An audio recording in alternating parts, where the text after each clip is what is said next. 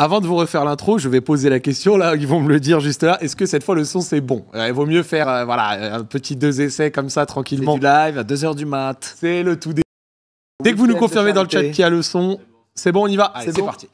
Bonsoir tout le monde, j'espère que vous allez bien. On se retrouve aujourd'hui pour Zach en roue libre. Nous sommes en direct de Stream for Humanity, l'événement caritatif organisé par Amine en faveur de la Palestine, du Soudan, du Congo et du Liban. Nous récoltons des fonds, vous pouvez le voir sur les différentes cagnottes. Il y a la cagnotte globale et ma cagnotte à moi. Et pour justement récolter des fonds et encourager un petit peu les gens à donner, nous avons mis des donation goals, c'est-à-dire des petits, voilà, si la somme est atteinte, on fait telle chose. Et moi, j'avais un petit donation goal et j'avais posé, évidemment, demandé l'autorisation à mon invité du jour de le faire. Il est kidnappé, il ment. Je l'ai kidnappé, c'est vrai, un petit donation goal où il viendrait sur mon plateau. Et ce soir, j'ai l'honneur de recevoir Monsieur Squeezie. Comment vas-tu? Et toi, Zach? La grande forme, mec. C'est marrant de faire ça là à 2h du mat pendant l'event. On contextualise, donc l'event, il est 1h40 du matin. D'où nos gueules. Voilà, d'où nos gueules. On est un peu épuisé. Prenez ça comme un spin-off. L'émission sera moins longue, moins chargée que d'habitude, mais ça permet déjà d'honorer les donation goals, de ramener des fonds, et puis surtout, c'est toujours l'occasion d'ouvrir la voie. Donc voilà, c'est cool, prenez-la de manière légère, avec un petit thé. Et puis j'adore tes émissions. Ça fait longtemps que tu fais ça. Je trouve que tu es devenu un monstre en éloquence. Merci beaucoup. Vraiment. Et donc, je suis très content d'être là. Ça fait très plaisir. Avec toi. Et merci d'avoir casté le match code avec nous. C'était incroyable. La victoire, elle m'a fait plaisir. Ah mec, t'étais là pour la... Exactement. Notre bénédiction. Ça y est. À chaque fois maintenant. Les 2 tiers du week-end à peu près sont passés. Comment tu te sens? Est-ce que tu as encore un peu de l'énergie un petit peu? Bah, je pense qu'on a tellement d'adrénaline qu'on donne, hein, frérot. Je pense qu'on donne et on verra. Je pense que lundi on va prendre cher chez nous. Mais là, franchement, il y a une émulsion de fou. En plus, je connais pas, je me rapproche de plein de gens que je connais pas. Et c'est trop bien, quoi. Il y a un truc de découverte super cool sur place entre les streamers. Et franchement, on est déjà 1,5 million dans la cagnotte globale, tout le monde se donne, et je suis trop content. C'est qui ta petite découverte du week-end? Ma découverte du week-end, il y en a eu plein. Franchement, je dirais... déjà, ma vraie découverte du week-end, c'est pas quelqu'un, c'est Dresto Impress. Oui. On y a joué avec Magla. C'est extraordinaire. On joue avec une streameuse qui s'appelle Trixie, qui est genre légendaire dans le jeu. Je sais pas, on a été pris avec Gotha, c'était à pleurer de rire. Et non, ma petite découverte du week-end, je dirais que c'est une streameuse, je pense que c'est Tatiana. Oui. On a eu quelques moments live et tout ensemble, c'était bien marrant. Et donc voilà, je dirais Tatiana, je pense. Et après, il y a plein de gens aussi. Après, je connais beaucoup de gens de base, mais il y en a que j'avais jamais adressé la parole, dont elle. Et voilà, c'est cool. Énorme dédicace à Tatiana. Allez voir ce qu'elle fait. Parce qu'avec l'hypnose et tous les différents arcs qu'elle a créés sur ce week-end, elle a vraiment fait quelque chose d'énorme. Je vais, même si sur un spin-off, on va quand même poser la question classique du début. C'est pour le fil. Je vais te demander de te présenter. Est-ce que tu peux nous dire qui es-tu, d'où viens-tu et quel a été ton parcours scolaire, s'il te plaît? Mon parcours scolaire? Oui. Oh, il est pas fameux. Je suis Luc, alias Squeezie sur Internet. J'ai grandi au Kremlin-Bicêtre pendant 9 ans, avant d'aller à Antony pendant 8 ans. Il est 2h du matin, donc tous les chiffres... Pas de souci. C'est compliqué. Paris-Sud. Paris-Sud. Et je fais des vidéos sur Internet depuis 2011, 2008 même, sur Dofus. T'as joué à Dofus, toi? Je n'ai pas trop joué à Dofus. J'ai joué à la version... Mec, j'ai joué à la version gratuite et quand je suis arrivé sur les zones payantes, j'ai dit ah merde. Ah, donc t'as eu une tentative... Ah ok, c'est l'abonnement payant qui t'a freiné. Ouais. Ok, t'as pas fait un allopass comme tout le monde en prenant le tel de tes parents? Mec, je jouais à shinobi.fr, moi. Oh, le jeu de fou! Je savais que ça allait... Jeu de fou! Je le savais! J'y ai pas joué, mais je sais que j'ai plein de potes qui jouent à Shinobi. Incroyable! Moi, je jouais à ça, mec. Je me dosais à ça, c'était trop mon jeu. T'es quelqu'un. T'es vraiment quelqu'un. Petit jeu de navigateur, de ninja et tout, c'était à l'époque. Mais franchement, qui avait eu un buzz de fou. Exactement. C'était incroyable. Quel âge t'as? 28 ans. 28 ans? 29 dans une semaine, le temps passe, Zach. J'ai 30 ans, moi, dans 2 mois. J'allais te demander. Dans 2 mois, t'as 30 ans? 30 ans, 95, tonton. À 96, putain, on est pile même génération. Eh ouais, comme ça, pour ça, on a Shinobi, on va avoir plein de refs encore. Bah oui, gros, en fait, moi, j'aime trop quand je reçois des gens qui ont à peu près cet âge-là, parce que du coup, on se reconnaît sur... Fou, de malade. Les 30 ans, là, tu t'approches, tu le vis comment? Ça va. Ça va? En vrai, ça va. La situation est plutôt positive, je suis assez content, tu vois. Donc, ça avec va. des sandwichs à 1000 €. C'est dur, hein. Je prends des balles dans tous les contextes. Hein. Non, ça va, je le prends pas mal, il n'y a pas de souci. Je rigole. En plus, je trouve ça hyper injuste parce que tous les gars qui font pas à la base de resto, etc., dès qu'ils sortent un truc, ils se font attaquer sur les prix. Genre, j'en ai jamais vu un pas se faire attaquer sur les prix, tu vois. Alors que tu proposes un super truc. Quand tu veux faire un truc bien, c'est vrai que c'est difficile. Bah oui, évidemment, c'est ça. Après, moi, j'ai tout détaillé, genre coût et tout. Non, machin, moi, je trouve que le projet est chambé. J'ai suivi ça, j'en ai pas goûté malheureusement encore. Hop, frère. En parlant de ça, quel a été ton parcours scolaire, tonton? Mon parcours scolaire? Tu vas pas y déroger. Ah, t'as bien vu que j'ai évité la question. J'ai mon bac, ce qui pour moi c'est comme si j'avais un doctorat. Ouais. Vu comment j'en ai chié, j'étais pas du tout studieux. J'ai un bac ES, voilà. Et j'ai eu la classique primaire, collège, lycée, bac ES. Et j'ai eu la chance derrière, comme j'avais un an d'avance. Toi, t'es né en début d'année? Je suis né 31 mars. 31 mars, ah ouais, donc t'échappes peut-être à la règle, mais tu sais, quand t'es en début d'année, soit t'es le plus jeune de Oui. ta classe, soit t'es le plus vieux de ta classe. Oui. Enfin, t'as un peu ça aussi, du coup, en mars. Et donc, du coup, j'ai commencé l'école un an plus tôt. Donc, j'ai pu, après avoir eu le bac, négocier auprès de ma mère pour avoir un an sabbatique où je fais que du YouTube. Et comme j'avais déjà pas mal d'abonnés, on avait Cyprien Gaming aussi à l'époque qui me donnait une visibilité de ouf, etc.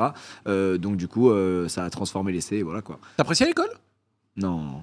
C'était pas trop ton truc? Non, c'était pas trop mon truc, mais je pense que ça se joue beaucoup aux profs que t'as aussi. Oui. Genre, il y a littéralement des profs qui m'ont fait adorer une matière que j'ai détestée toute ma scolarité avant et vice-versa. Donc, je pense que ça se joue aussi beaucoup aux professeurs que t'as. Et je pense que les journées sont trop intensives pour que des jeunes, ou quand on avait 15-16 ans, on prenne à apprendre des trucs. Je pense que personne déteste apprendre des trucs. Mais quand t'as 15 ans et que tu te lèves à 6h et que des fois tu rentres à 19h, bah, je pense, mon frérot, que... t'es un peu moins en forme et un peu moins disposé à bien apprendre, tu vois. Et moi, c'était mon cas, quoi. Genre, j'ai aimé plein de matières. Tu sais, les 2 premières heures de cours de la journée ou 3 heures, j'étais à fond.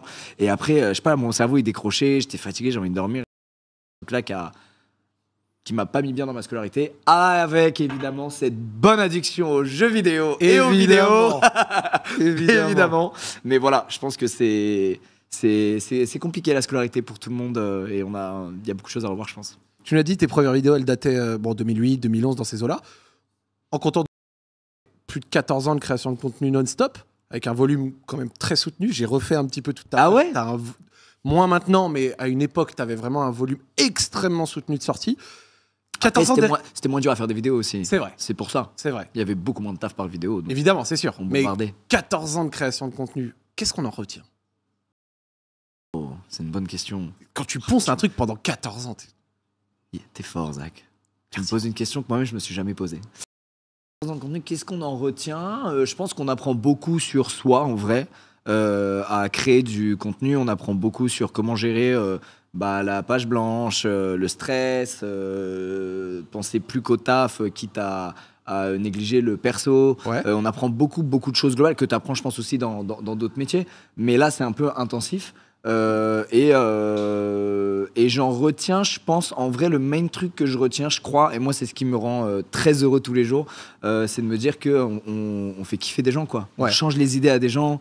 Et c'est niais ce que je dis, mais je le pense tellement sincèrement du fond du cœur, parce que on a des témoignages directs de gens, que ce soit par mail, dans nos DM ou quand on les croise dans la rue, et le contenu qu'on fait du bien aux gens, quoi. Même le contenu le plus simple, le stream le plus con qu'on fait ici en Bien bas, sûr.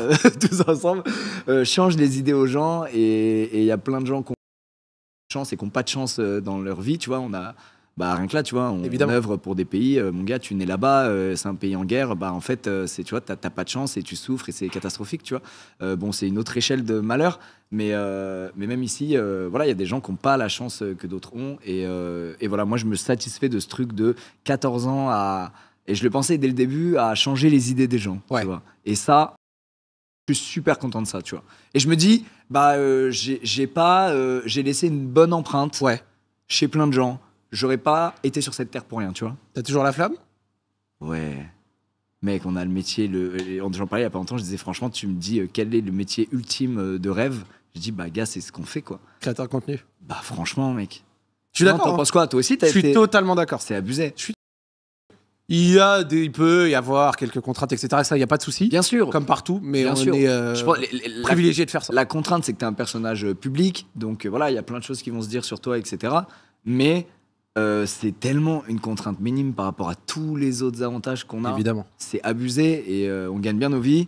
On a des témoignages d'amour de gens qui nous aiment et qui nous le disent. Je sais pas, il y a des gens dans leur vie, jamais il y a des gens qui vont dire « Je t'aime, mec ». Les amis, derrière nous, il y a le stade Jean-Bouin. Dans 24 heures, on va jouer un match de foot devant 20 000 personnes. Si je peux aller dans l'exemple concret. Exceptionnel. C'est exceptionnel, gars. Non, mais tu vois, les genres d'expériences qu'on vit, c'est incroyable. Et je le pense vraiment, moi, c'est ce qui me motive. Et donc, oui, il y a forcément des contre-coups, des revers de médaille, des trucs. Mais honnêtement, c'est tellement rien par rapport à ce qu'on vit. Et c'est exceptionnel. Regarde, même toi, tu vois, t'as voulu faire. Comment ça s'appelle le type de sandwich que tu fais? Les msemen. Les msemen. Ouais, c'est ça. Ok. Et ben, tu vois, t'as voulu faire ça et t'as pu, grâce à ton métier de créateur de contenu, etc. Et du coup, t'as pu bosser le truc, t'y prendre à fond. Les risques financiers, bon, bah, tu t'es dit, bon, bah, au pire, je perds et ça marche pas et c'est pas grave. Au moins, j'aurais tenté le coup. Ce qui est fou, c'est on peut tenter le coup, quoi. Oui. On peut essayer des trucs sans craindre trop les conséquences. La vraie vie, c'est pas ça, mec. La vraie vie, c'est plein de gens qui ont des projets. Qui vont voir des banques pour avoir des prêts parce que tu as besoin d'argent pour te lancer dans ton truc et ils se prennent des stops et des fois ils lancent et ça marche pas et ils sont endettés pour un truc qui marche pas et qu'ils ont sur le dos pour plein d'années. C'est fou, tu vois. Je pense, c'est peut-être non, c'est réel. Lié ce que je dis. Non, c'est réel. Mais c'est fou, tu vois. Donc faut pas perdre. Après là, on est en plein week-end caritatif. Bien sûr. Où je vois le même métier que moi, donc je suis un peu genre dans l'émotion, tu vois. Je suis un peu ému, tu vois. Logique. Donc ça me fait prendre du recul et dire ça. Évidemment, il y a plein de moments dans l'année où je me le dis moins que d'autres. Ça dépend ce qu'on vit, tu vois. Sur tes contenus, au début, on voit beaucoup de gaming sur des gens en tout genre. Comment tu trouvais tout ça?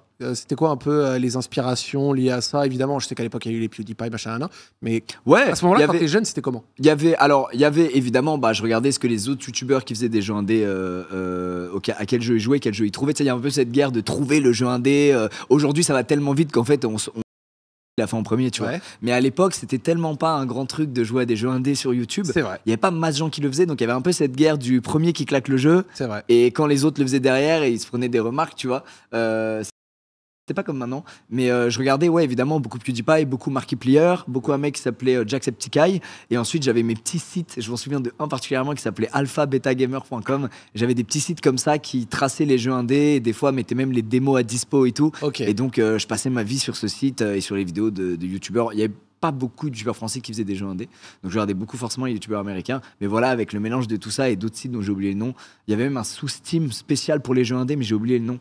Et donc voilà, je checkais tout ça. T'as dû en tester des bouses. Ouais. Mais c'est marrant parce qu'aujourd'hui, c'est encore... c'est hyper dans la méta, quoi. De jouer à des jeux de merde, de rigoler de ça. Donc je suis trop content qu'on ait gardé ce truc-là. Ça reste des créations d'humains et souvent qui ont des moyens méga modestes, tu vois, pour faire leur jeu. Et c'est marrant, quoi. Ça s'apprécie de fou, quoi. J'adore. Sur tes contenus, t'as vu un point d'inflexion, un moment où ça a commencé à marcher? Genre, par une période, par une vidéo en particulier ou pas du tout? Alors c'est moi, gros, quand je remonte, tout a des millions de vues. Donc en fait, je peux pas dire là, ça a fait la diff. Tu vois, je peux même pas le dire parce que tout a des millions de vues. Moi, je pense qu'il y en a une. En tout cas, c'est le souvenir le plus lointain que j'ai d'une vidéo qui a fait plus de vues que toutes les autres et qui a prise. Et c'était une parodie de Max Boublil qui avait fait un son qui s'appelait J'aime les moches. Et moi, j'ai fait un son qui reprenait toute sa top line, ses trucs et tout, avec un pote à l'époque qui s'appelait Fezzo. Et on avait fait Fezzo. Et on avait fait J'aime Call of ensemble. Et donc lui, évidemment, il jouait et il chantait. Et moi, j'avais écrit. Et on avait écrit même un bout de parole ensemble, je crois. Je me souviens plus trop même qui avait fait quoi exactement. Mais en tout cas, je m'étais retrouvé avec Fezzo à faire des sons à cette époque. Et le J'aime Call of avait pris une ampleur. Je me souviens. Et en plus, il y avait eu un problème avec la vidéo d'ailleurs dans mes souvenirs. J'avais dû la re-upload et elle a quand même redécollé. Et je me souviens, j'avais fait du hôtel. J'étais comme un ouf. Je disais, mec, c'est incroyable. Il y a plein de gars qui jouent à COD, qui partagent la vidéo, qui regardent et tout. Et voilà, c'est le plus vieux souvenir que j'ai d'une vidéo qui a anormalement marché et qui m'a beaucoup aidé, quoi. T'as quand même eu ta période Call of Duty un peu. C'est pas que j'ai eu ma période Call of Duty, tout a commencé grâce à ça. Alors malheureusement, je me suis vite rendu compte que j'étais pas ouf, donc il a fallu compenser en mangeant des piments à chaque kill, des trucs comme ça. Mais j'ai eu une grosse période Call of, j'ai kiffé. Pas autant que toi qui étais un monstre. Bien sûr, mais tu sais que les vidéos AX Triton, AX 720 et tout, mec... Gros, t'étais sous casque gamer, hein. J'aime ces rêves. Triton, les gars, le Triton sacré, les gars, c'était des casques. À l'époque, il y avait une guerre de marques. Et en plus, le casque, il avait une gueule trop bizarre. Il était relié à un boîtier trop bizarre. Tout était trop bizarre. Mais je sais pas, il te fallait un Triton. Les Turtle Beach. Les Turtle Beach. Les styles série Siberia V2, gros. Oh, Siberia V2, je l'ai eu. J'en ai eu un. C'était le gros blanc, là. Ouais, exactement. J'en ai eu un. Il avait tout ça, c'était du matériel à la folie. C'était fou, hein, cette époque. Il y avait aussi, souviens-toi, il y avait le HD PVR. Oui.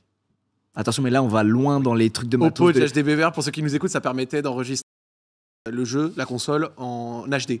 Avant ça, il y avait le Dazzle, c'est du 480p croppé horrible avec les... C'est ça que j'allais dire après, le Dazzle. En gros, le Dazzle, c'était les moins riches, et le HD PVR, c'était vraiment genre, waouh. Il valait 200 balles. 200 balles à sortir pour avoir un HD PVR et capturer ton gameplay en HD. C'était un truc de fou, mec. Que tu commentais par-dessus après. Moi, j'avais une Dazzle au début et en fait, j'étais très PC, donc je mettais les graphismes au minimum. Je jouais, ça laguait un peu, mais... Tu t'en sortais? Ouais, ça va. Mec, MW2 et tout, pour moi, c'était... C'est incroyable, mec, les émotions que j'ai eues sur ce jeu. L'un des premiers duos marquants que tu as eu sur ta chaîne, c'est celui avec Mika. C'était quoi vos rapports? Comment vous fonctionnez ensemble? Comment vous connaissiez? Je sais même pas comment on s'est rencontré avec Mika. C'est fort. Je sais même pas comment on s'est rencontré avec... Je pense que c'était sur un TeamSpeak à l'époque, ou un Mumble même peut-être, donc des logiciels comme Discord aujourd'hui. Ouais. Je sais même pas, je pense que ça devait être un pote, et puis je sais pas, il avait ce truc de... il était trop marrant, il était très bon au jeu, mais il aimait vraiment se taper des barres, faire des trucs à la con. Ce que Dwag fait aujourd'hui sur nos lives, tu vois. Ok. Tu sais, il se sacrifiait beaucoup pour rigoler, tu vois. Et du coup, c'était hyper agréable de jouer avec lui, même en off, tu vois. Donc, c'était hyper agréable de jouer avec lui. Et puis, petit à petit, on se voyait pas mal. Et donc, on avait fait ensemble tous les question time. En fait, c'était mon cadreur. Oui. Et même, j'avais des idées de mise en scène. Des fois, il jouait devant la caméra. Des fois, il me cadrait. Des fois, pote et on tournait, j'écrivais un truc avant et ensuite on tournait ça avec lui en impro et des fois même il me donnait des idées, on se cadrait mutuellement. Enfin, j'avais vraiment eu c'était des grands moments avec Mika. C'était la création de contenu quand c'était encore très raw, ouais. Très brut, très à l'arrache quoi. Allez, on a une cam, des idées, vas-y frère, on a 2 pauvres perruques et vas-y amusons-nous quoi. Mais encore aujourd'hui, il y a pas si longtemps, je regardais un question time parce que c'est un truc qui a marqué les OG Squeezos quoi. C'est vraiment vrai qu'il les a marqués. Il y avait même eu des running gags, il y avait un truc où on faisait parler une lampe, tu sais, des trucs à la con quoi. Ouais. Mais ça a marqué les gens, tu vois. Même moi, ça m'a marqué. Et du coup, je regardais, je me disais, putain, ça se voit qu'on s'amusait de fou, quoi. Et surtout, ça se voit que ça t'a marqué et que ça a marqué les gens parce que j'avais regardé une vidéo que t'avais fait, genre en 2016, un truc comme ça. Genre, elle s'appelait Squeezie a changé. Et question time, et tu disais, bon, les mecs, on en a fait genre 13 ou 14, donc on a quand même un peu fait le tour du truc. Ouais. Mais 13 ou 14, c'est vécu le format. Ouais. Il a vécu le format. Non, franchement, 13 ou 14. C'était bien, c'était suffisant. Et c'était, je me souviens, il y avait une scène où il jouait la reine. Attention, là, ça va être nostalgie fou pour les Squeezos à l'ancienne. Où Mika jouait la reine des neiges. Et en fait, c'était pas de la neige, c'était de la farine. Enfin, on disait que c'était de la. Non, on disait que c'était de la drogue, je crois, dans la joke. Et les. Attention, franglais. Et du coup, il y a Disney qui avait report la vidéo. On s'est fait baiser la vidéo et tout à cause de ça. Tu t'es mangé le strike Disney. Mangé le strike Disney. Là, mon gars. Tu peux pas y échapper. Il y a plusieurs types de strikes. Non, celui-là, mon gars. Le Disney. Tu peux pas. Donc il y avait plein de moments, j'ai trop de bons souvenirs. Et puis Mika qui est encore sur TeamSpeak, il arrive encore aujourd'hui, qui s'était beaucoup rapproché. Vous parlez encore? Ouais, de temps en temps on se parle. On se parle pas énormément, mais en tout cas, moi je le kiffe et je pense que c'est réciproque. Ou alors, franchement, il est fort pour se cacher, un très bon hypocrite. Et non, sur le TeamSpeak, il est là, on se fait des games. Lui, il est toujours. Tryhard, je crois qu'il s'est mis au foot là. Il me parlait de ses sessions foot et tout. Il s'est blessé plusieurs fois. Et non, c'est une incroyable rencontre dans ma route youtubesque, quoi. À partir de quel moment tu penses avoir fait un shift à un peu moins et à diversifier le truc? Moi, typiquement, un exemple qui me marque, même si c'est quand même un peu lié au gaming, c'est la période Pokémon Go qui, moi, j'ai l'impression commence à amorcer ça. Et j'en profite que tu sois là pour te le dire. Moi, la vidéo, la première, la Pokémon Go, les 2-3 qui ont suivi aussi derrière. Putain, c'est ouf. J'avais kiffé. Je m'étais pas rendu compte à l'époque. J'avais kiffé. Ça m'avait marqué. Je suis content. Genre, je te dis, quand à l'époque tout le monde en faisait, moi j'avais trop kiffé. Ah, c'est gentil, merci mon vieux. Je sais même plus. En fait, je me souviens qu'on a cette idée puisque Pokémon Go va sortir et avec à l'époque mon cadreur monteur, on trouve ça trop marrant le truc de jouer dehors et qu'il y ait des persos autour de toi selon où tu vas et tout. Et donc on s'est dit vas-y, je veux faire ça. Et je vois sur YouTube que PewDiePie a fait ça. Mais genre, on doit tourner genre le lendemain, tu vois. Ok. Et en fait, cette série de vidéos, elle est un peu maudite. Autant il y a plein de trucs. Je me souviens à l'époque où on s'inspirait clairement de PewDiePie à fond, tu vois, même pour les choix de jeux indé, etc. C'était une référence énorme pour moi, tu vois, il m'a beaucoup inspiré à l'époque. Ouais. Mais sur cette série-là, on a une sorte de malédiction de baiser, gars. Où on tourne cette première vidéo. Donc bref, sur la sienne à J-1, tu vois. Du tournage de notre vidéo, je fais oh putain mec, il y a le premier youtubeur du monde qui a littéralement fait ce qu'on veut faire, qu'est-ce qu'on fait, tu vois, et on se dit bah mec c'est pas grave, on s'en bat les couilles, donc on la tourne. On l'envoie quand même. Ouais. On l'envoie quand même. Et là je me dis mec, dans la deuxième je veux un véhicule, j'ai vu il y a des espèces de cartes de cons avec des roulettes derrière, je veux faire un truc sur ce véhicule là pour aller plus vite de Pokémon en Pokémon. Je te jure c'est une vraie histoire et c'est en 3 temps, c'est hilarant. En fait mais c'est normal, en fait quand t'es matrixé par un jeu et que t'as les mêmes passions et à pas loin de l'âge d'un autre gars, même s'il est à l'autre bout du monde. Sincèrement, les réflexions peuvent arriver. Et c'est pas des réflexions de ouf, tu vois. C'est genre, comment capturer plus de Pokémon? Bah, faut aller plus vite véhicule, tu vois. Et donc, du coup, on loue ce truc Crazy Kart de con. Et pareil, bam, il sort sa vidéo, bam, il a un kart. Frérot, je te jure, Et j'ai jamais raconté ça parce que je me suis dit, c'est tellement gros que les gens n'y croiront jamais. Ouais. Tu vois. Et je me dis, mec, qu'est-ce qui se passe? C'est un délire, on a les mêmes idées. Alors, je crois que c'est pas tout à fait les mêmes trucs la vidéo, mais il y a ce truc-là du car. C'est ça. Il y a ce truc-là de ça. Je me dis, putain, mais c'est un délire. Et là, je me dis, bon, étape supérieure. À l'époque, le père de ma meuf a le permis bateau. Il m'a déjà emmené faire du bateau. Et donc, je me dis, on va aller choper du truc aquatique. On va prendre l'axe aquatique et tout. Et PewDiePie, avant moi, sort un truc, je crois, où il est en mer. Je sais plus s'il a un pédalo. Et il est en mer. Et c'est une triplette de trucs j'ai jamais vécu ça. Et j'étais en mode, et les gens me roastaient sur ça. Et franchement, je regardais mon cadre monteur, je disais, mec, on peut pas leur en vouloir. C'est genre logique, tellement gros, mais c'est une folie, gars. Et j'étais là, bah, on va quand même les mettre en ligne et tant pis. Mais franchement, on s'était fait roaster pour ça. Et voilà, j'avais jamais raconté ce truc-là, mais maintenant je peux le dire, on est moins dans l'émotion. C'était il y a 9 ans. Non, c'était il y a 9 ans. Mais je te jure, c'est la seule fois de ma vie où ça a back une idée de vidéo avec un autre youtubeur à l'autre bout du monde qui la sort avant.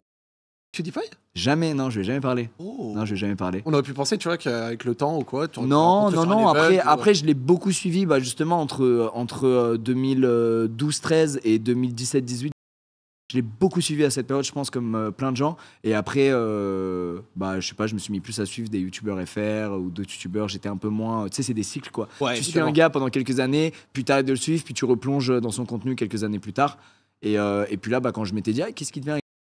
Il a eu un gosse qui je crois, il vit au Japon. Il s'est marié. Enfin, il est passé en mode daron, quoi. Donc, trop bien, quoi. Trop belle fin. T'as parlé de ton cadre monteur, ça a été qui? Quelle a été la première personne que t'as employée? Clément, il s'appelait, et il a fait la même école que Théo Bonnet, qui est aujourd'hui mon réal, mon bras droit. Enfin, c'est plus que mon bras droit, c'est mon binôme, c'est ma moitié, quoi. Okay. On est vraiment Squeezie, c'est vraiment la moitié c'est moi et l'autre moitié c'est lui. Okay. Et c'est un trio avec Théo Meunier aussi, qui est notre chef monteur et qui a insufflé toute cette direction artistique. Les petits effets au montage, les petits sound design, je pense que tous les gens qui font du montage, ils savent qui est Théo Meunier maintenant, tellement il est fort et incroyablement bon et bon délire, et il est aussi fort en écriture en vrai. Donc non, on a un super trio. En tant que chef monteur, il s'ajoute aussi un petit peu dans les réunions d'écriture, ouais, à l'édito, il vient et c'est un sniper, tu sais. Il va te dire 3-4 trucs qu'on comprend pas trop, et d'un coup il va te dire ça. Et là tu fais ah ouais, putain, ça c'est bien, c'est incroyable, mais comment t'as eu cette idée? Et son cerveau, on rigole tout avec lui, son cerveau il est câblé différemment, quoi. C'est genre vraiment, il a des réflexions, il fait des connexions entre des trucs. Tu fais quoi, mec? Mais c'est du génie, mais qui es-tu? Et donc c'est trop marrant, quoi. Et il vient d'Alsace, comme beaucoup de gens d'ailleurs de l'audiovisuel en France. Il y a toute une team qui vient d'Alsace, ouais, je te jure. Monteur et tout, quoi, entre 20 et 30 ans, ils viennent d'Alsace. Je sais pas, il y a un kiff de l'audiovisuel en Alsace. La région de talent, un peu. Ouais, grave. Donc non, donc voilà. Et donc à l'époque, c'était Clément, mon tout premier employé, en fait, et qui montait 4 à 5 vidéos par semaine, qui s'en prenait plein la gueule, qui sortait d'école et qui les assumait et qui était assidu de fou, et il faisait ça. Et moi, il a changé ma vie, puisque ça me déchargeait d'une énorme partie du travail, quoi. Et à l'époque, le montage, pour ceux qui ont été créateurs de contenu, ils savent, tu sais, quand tu c'est un des premiers trucs. Tu sais, t'es comme ça au début. Oui. Putain, est-ce que ça va être bien? Non, c'est sûr, ça peut pas être bien. Par exemple, Léna, encore aujourd'hui, il n'y a pas un jour où je la vois où je lui dis pas pourquoi t'as pas de monteur pour tes vlogs et tout. Tu t'infliges un truc, genre, c'est intense, quoi. Ouais. Et je suis sûr, aujourd'hui, il y a plein de gens super forts en montage qui pourraient. Tu sais que quand j'avais eu JDG, lui, il faisait vraiment encore tout lui-même. Avec bien sûr accompagné, mais je pense qu'il fera. Mais après, il s'est encadré, il a une team et tout, mais je trouve qu'il fait encore énormément lui-même. Après, il a tellement sa vision, son truc, il est trop fort, quoi. Il a vraiment son humour depuis toujours. Il progresse en art dans ce qu'il propose, mais en même temps, ça reste le même. Ouais.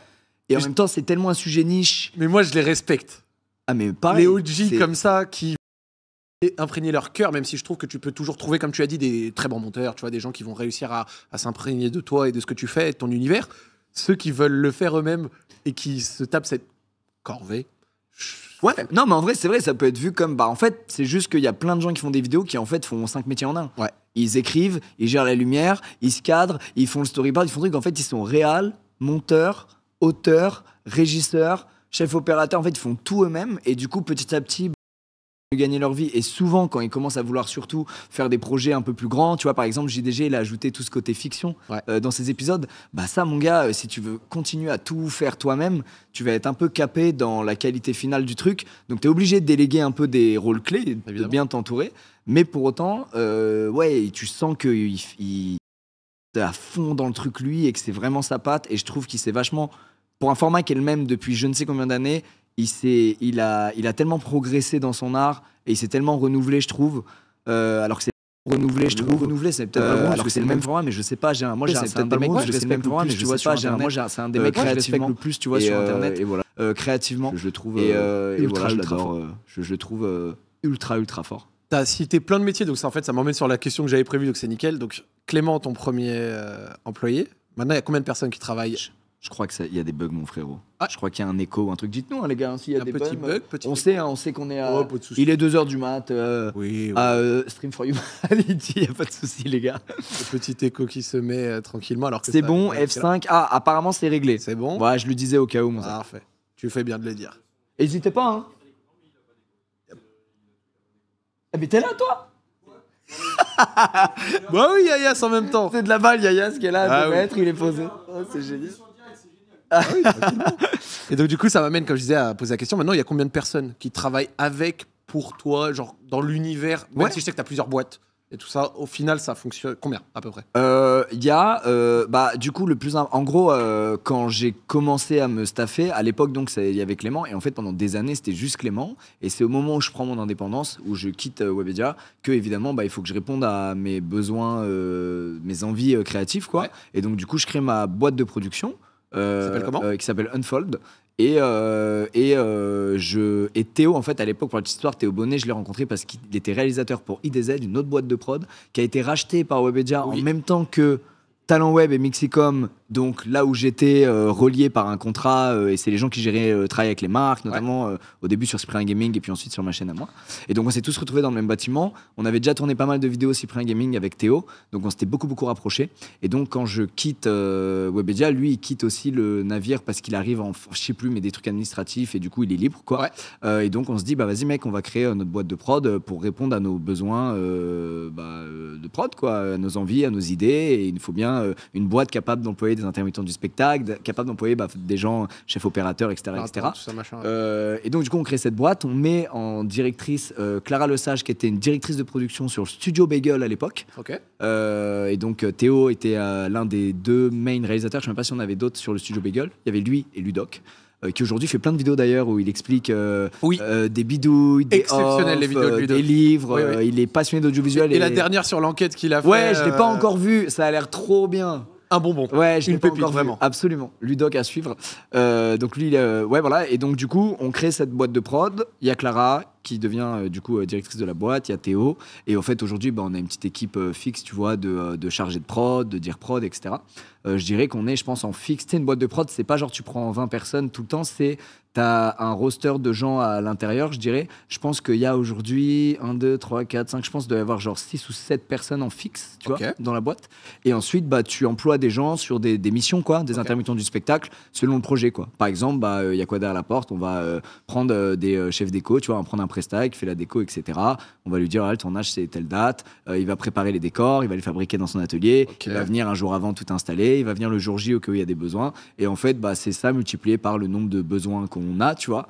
Même un steadicammer, un cadreur, un chef opérateur, un mec qui gère les lights, etc. C'est carré quand même. Et donc, c'est le milieu de la production. On a absolument rien inventé. C'est vraiment le truc qui se fait, quoi. Et donc, c'est comme ça que sont produites les vidéos. Donc, il y a ça donc dans la boîte de production. À côté, on a créé une agence avec Laurent. À l'époque, moi, en vrai, je voulais pas créer une agence, je voulais juste Laurent pour s'occuper de moi. Et c'est tout. Et c'est lui qui m'a dit, en fait, m'occuper de toi, ça va me prendre alors aujourd'hui, ça lui prend largement plus de temps, vu les projets qu'on a et tout ce qu'on fait. Mais à l'époque, il me dit, mais frérot, tu tournes des vidéos gaming dans ton studio, ça va me prendre... oui, je vais te trouver NordVPN là, Rhinoshield là, mais ça va me prendre 1/10 de mon temps. Laisse-moi m'occuper d'autres gens en même temps, et on peut faire un peu plus, tu vois. Donc en fait, c'est pas vraiment la partie agence. Moi, en fait, je gère rien, en fait. C'est des équipes qui sont là, et c'est l'équipe de Laurent, en fait, tu vois, qui gère tout ça. Donc il y a plein de gens dans cette agence. Il doit y avoir, je crois, 40 personnes qui travaillent là-bas maintenant. Ok. Mais je n'y suis pour rien du tout. Ok. Ça tourne un peu sans ton influence. En fait, c'est pas mon truc, quoi. Moi, mon métier, et ce que j'aime au-delà de ton métier, c'est faire du contenu, quoi. Donc créer une agence, gérer des commerciaux, de la stratégie business avec des marques, machin. Les gens croient que je suis un génie de ça et que j'aime faire ça et tout. Je suis nul à chier, mec. Voilà, non mais vraiment, je te le dis. Au tout début, non mais vraiment, Laurent il venait me dire on va faire ça. Et là t'en penses quoi? Je disais mec, je connais pas ce game. Moi je fais juste des vidéos et je toque à ta porte pour te dire j'ai une idée, elle va coûter 100 000 euros de prod. Tu peux trouver une marque à qui j'accorde 1 minute en début de vidéo. Fin. Tu vois, je suis pas du tout dans ce truc. Par contre, Unfold, là, ouais, c'est des équipes, c'est mes équipes, je suis à fond avec eux. Là, c'est un truc que j'aime. Ça se voit que t'es aux petits oignons sur les trucs de prod. Ah, mais j'adore. Déjà, tu cites bien tous les métiers, tous les machins et tout. Tu sais que ça, moi, j'ai mis du temps à découvrir vraiment. Moi aussi, mec. Moi aussi. Genre, au début, en créateur de contenu, j'étais pas conscient de tout ça. Mais moi non plus. Ce que je te dis, on fait tous 10 métiers en vrai tout seul pendant des années. Pour un résultat, bon, bah, on fait de notre mieux, mais ça peut pas être extraordinaire quand on commence à avoir des idées plus folles. À l'époque aussi, tu sais, Antoine Daniel, quand il a commencé à ajouter de la fiction dans ses épisodes What the Cut, bah, mec, d'un coup, il avait une équipe de tournage sur place. Je sais pas, il devait employer 20 mecs sur le set. Il avait fait un épisode avec des effets spéciaux de malade. Tu vois, tout ça, tu découvres, et puis tu te dis, attends, en fait, je vais dans un hangar, et là, il y a une porte qui s'ouvre, et là, en fait, ça me ferait trop gaulerie qu'il y ait un vaisseau qui vienne nous chercher, et qu'on se retrouve en vitesse éclair, tu fais n'importe quoi. Bah, mec, t'écris l'idée, après, tu fais, attends, mais comment je fais ça, gars? Et en fait, au bout d'un moment, bah, il faut passer par des boîtes de prod et des intermittents du spectacle. Big up à nos intermittents du spectacle en France qui sont derrière toutes nos vidéos. Une des périodes les plus marquantes pour les gens, et quand j'ai préparé cette émission, ils en discutaient beaucoup, c'est le studio que tu avais eu notamment à Webed, qui a servi pour un sacré paquet de vidéos, comme décor et tout. Qu'est-ce que tu retiens de cette période-là? Est-ce que c'est vraiment à partir de ce studio que ça a vraiment cook de ouf, genre, où ça a vraiment beaucoup évolué? Bah, le fait d'avoir... Je pense que tu l'as peut-être vécu aussi, genre le moment où tu as un lieu de travail où tu te sens un peu genre ah c'est bon, je suis un adulte, je vais à un endroit pour exécuter ma profession, tu vois. C'est un moment qui est un peu libérateur et galvanisateur, tu vois. Genre moi j'arrivais là-bas et j'étais en mode... Déjà je voulais absolument un lieu où aller pour trouver des idées de vidéos et tourner, etc.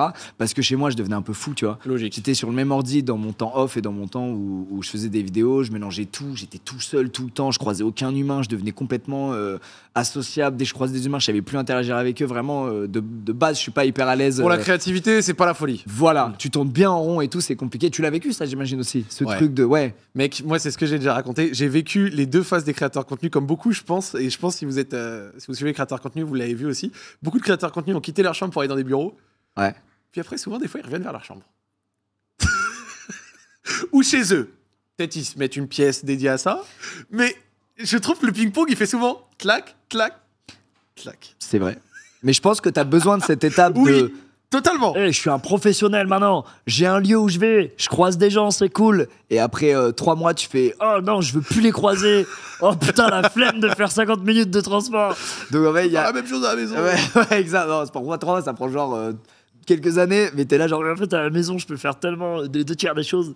Non, moi j'ai les deux en fait. J'ai ma pièce de stream chez moi et tout. En effet, t'as raison. J'ai refait un setup nickel et tout. J'ai besoin de ces moments chez moi, sur l'ordi comme à l'ancienne. Mais j'ai mes bureaux où je vais, où je vois les Théo, où je vois mes équipes de prod. Il y a aussi les équipes de M8 maintenant, les gens qui bossent dans l'ombre sur M8. Il y a le studio où on tourne Imposteur, etc. Donc je vais là-bas et ça me fait trop du bien de croiser des gens et puis on a besoin aussi de se galvaniser tous les uns les autres. Tu vois, quand tu fais tout à distance, l'énergie elle est moins ouf quoi dans la création, je trouve. Donc ça pour dire que quand je me retrouve là-bas dans ce studio, bah mec, j'ai une pièce immense, j'ai un setup de fou, j'ai une partie canap, un truc à droite pour où mes équipes peuvent bosser et tout. Bah c'est le rêve, mec, c'est un terrain de jeu infini et surtout j'ai aucune pression financière. Ouais. Parce que c'est aussi un step, je trouve, de dépenser de plus en plus d'argent pour te staffer, pour aller au bout de tes idées, etc. Moi, ça m'a pris du temps quand même, tu vois, de faire ce step. Et à l'époque, quand j'arrive là-bas, bah, en fait, j'ai 3 cadreurs en faisant ça. J'ai pas de facture à payer sur ça. Tu sais, c'est genre un espèce d'Eldorado de malade, quoi. Et donc, forcément, bah, tu montes vite dans les tours, tu progresses vite. Tu kiffes, donc tu vas de plus en plus fort et tu vois, et t'essaies d'aller de plus en plus loin créativement. C'est quoi ta moyenne de vidéos à ce moment-là, tu penses? Je sais pas, quand je suis arrivé là-bas, ça devait être encore peut-être. Franchement, je n'ai aucune idée. Je pense juste avant que j'arrive là-bas, je sais que c'était genre 4. Ouais. ou 5 même peut-être des fois. Et je pense quand j'arrive là-bas, ça devait être autour de 3, 4 aussi, j'imagine, hein, au tout début. Hein. Et après, j'ai diminué un poil après quelques années, je crois. Je crois que c'était ça, peut-être je dis des bêtises. Ça reste énorme, 4 à 5 vidéos semaine. Tu mais charbonnais, quoi. J'adorais, mec. C'est juste, j'avais que ça à foutre de ma vie. Et en plus, tu sais, c'était la fameuse année, tu vois, après le bac, là. Et en plus, j'adorais ça, quoi. Et je pense que ça m'a permis... Franchement, des fois, j'essaie d'imaginer, et je sais pas, tu vois, là, tout à l'heure, on parlait de ton éloquence. Ouais. Est-ce que si t'étais pas devenu créateur de contenu et que t'avais fait complètement autre chose, tu serais ce Zach Nani-là que t'es aujourd'hui, qui s'exprime méga bien, qui est trop fort en édito? T'es gentil, merci. Non, mais tu vois ce que je veux dire? Des compliments gratos, ça non, me mais fait tu vois ce que plaisir. je veux dire? Bien sûr. Et donc, tu serais une autre personne, en fait, au final. Évidemment, c'est sûr. Parce que cette manière de parler que t'as et cette analyse que t'as, les sujets, etc., tu sais, t'as une super bonne lecture journalistique, en fait. En fait, ça fait que t'es un humain très différent, quoi. Et moi, je pense à ça aussi. Je me dis, putain, si j'avais pas dû me forcer. À l'époque, c'était un effort de malade pour moi de tourner. Tu sais, j'étais à 200 BPM, je voulais. C'est pour ça qu'il y a plein de vidéos de l'époque qui sont dures à regarder aujourd'hui, parce que tu vois juste un mec, oh là là, mais attends, baiser quoi? Tu sais, tout le temps dans la surenchère de baiser, tu vois. Ouais, bien sûr. Mais non, mais c'était aussi un peu ça. C'était un peu ça, mais moi, c'est juste que j'étais pas à l'aise du tout, les gars. Tu penses que le fait d'être pas à l'aise, ça se retranscrivait par le fait, du coup, de parler très vite, d'envoyer toute la patate, la gomme? Totalement. Fallait toujours qu'il se passe un truc. Ah là, faut que je fasse une blague vite, faut que je fasse une blague, sinon les gens vont s'ennuyer. Ah putain, vite, faut que je fasse genre je suis à l'aise, je vais faire un rire là. J'étais pas à l'aise du tout. De base, moi, je suis beaucoup plus introverti que je ne le suis maintenant. À la base, tu vois, le Squeezie qui sort de l'adolescence. Et en fait, voilà, les vidéos m'ont archi aidé à être beaucoup plus extraverti, beaucoup plus à l'aise en société avec les gens, à beaucoup plus aimer aussi le contact humain, tu vois. Normalement, je suis un ermite de baiser. Et je suis trop content de ça, quoi. Et donc, d'où le fait qu'à l'époque, tu sais, j'avais un peu conscience de ça. Je me disais, allez, force-toi. Allez, je sais que t'es pas à l'aise aujourd'hui, t'es un peu aigri. Force-toi à tourner. Sois good vibe. C'est bien, ça va te sortir de ton truc. Et ça, fois 5 vidéos par semaine pendant 5 ans, ça change quitter, en fait. Ça forme bien. Et ça m'a tellement apporté sur le plan humain, c'est un truc de ouf, quoi. Est-ce que tu penses que c'est aussi pour ça qu'à cette époque-là, tu avais essayé de tenter le stream, qui est plus dans le temps long, qui est moins, tu vois, dans la dynamique de ouf, et notamment via le stream, tu vois, le projet. Est-ce que tu penses que c'était ça? Ouais, carrément. Je pense que y avait cet exercice du live qui est très différent des vidéos et que je trouvais super marrant. Et je suivais tous ceux qui ont rejoint le stream et d'autres, je les suivais. Et je trouvais que c'était un exercice hyper différent.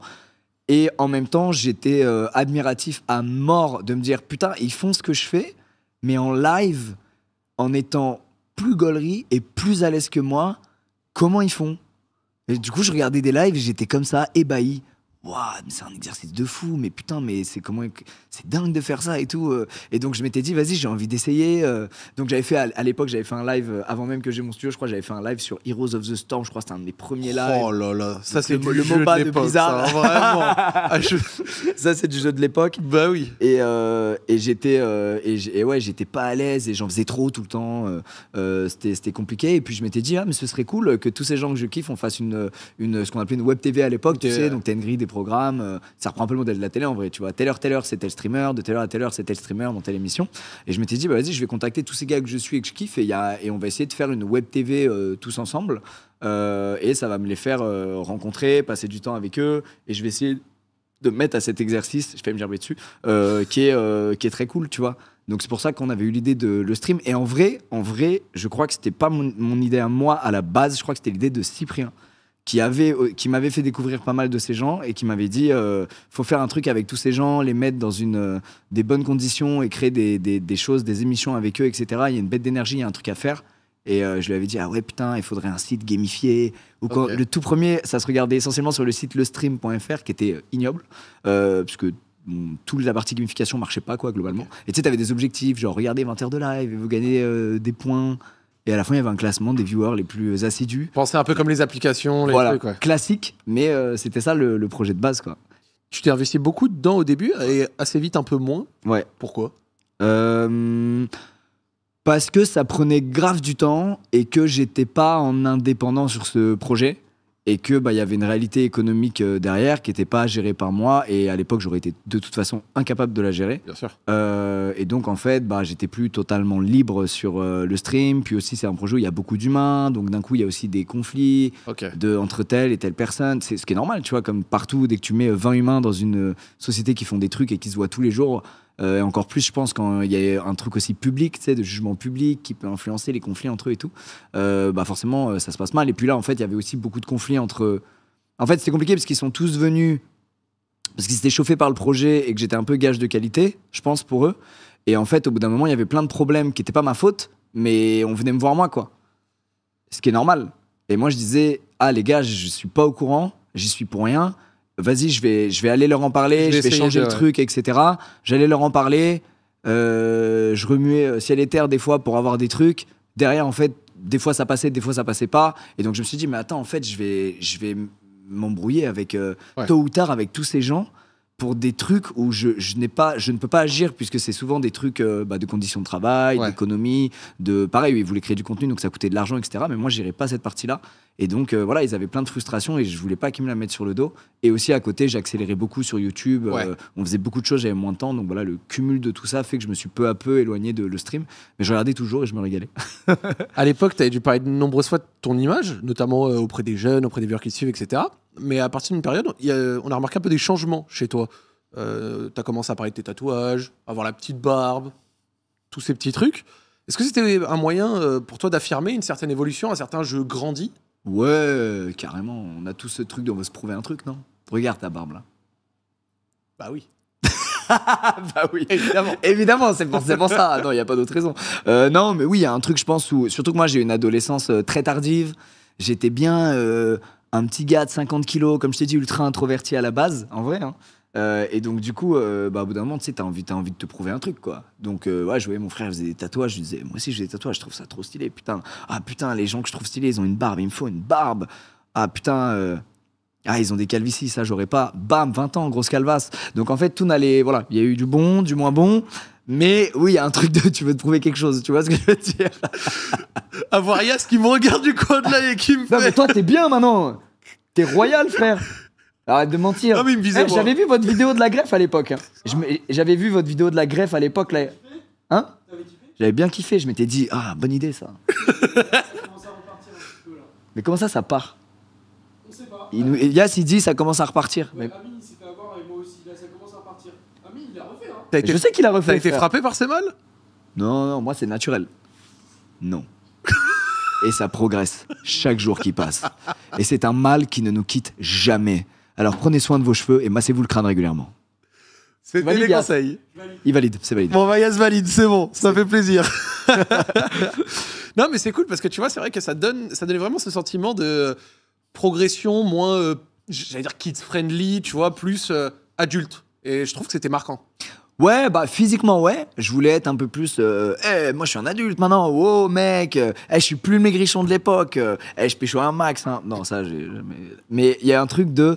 Tu veux te prouver un truc à toi-même physiquement. Et puis aussi, psychologiquement, je voulais aussi avancer. Mais en fait, je me suis rendu compte assez récemment que j'ai mis du temps à être moi-même, quoi, dans tout ça.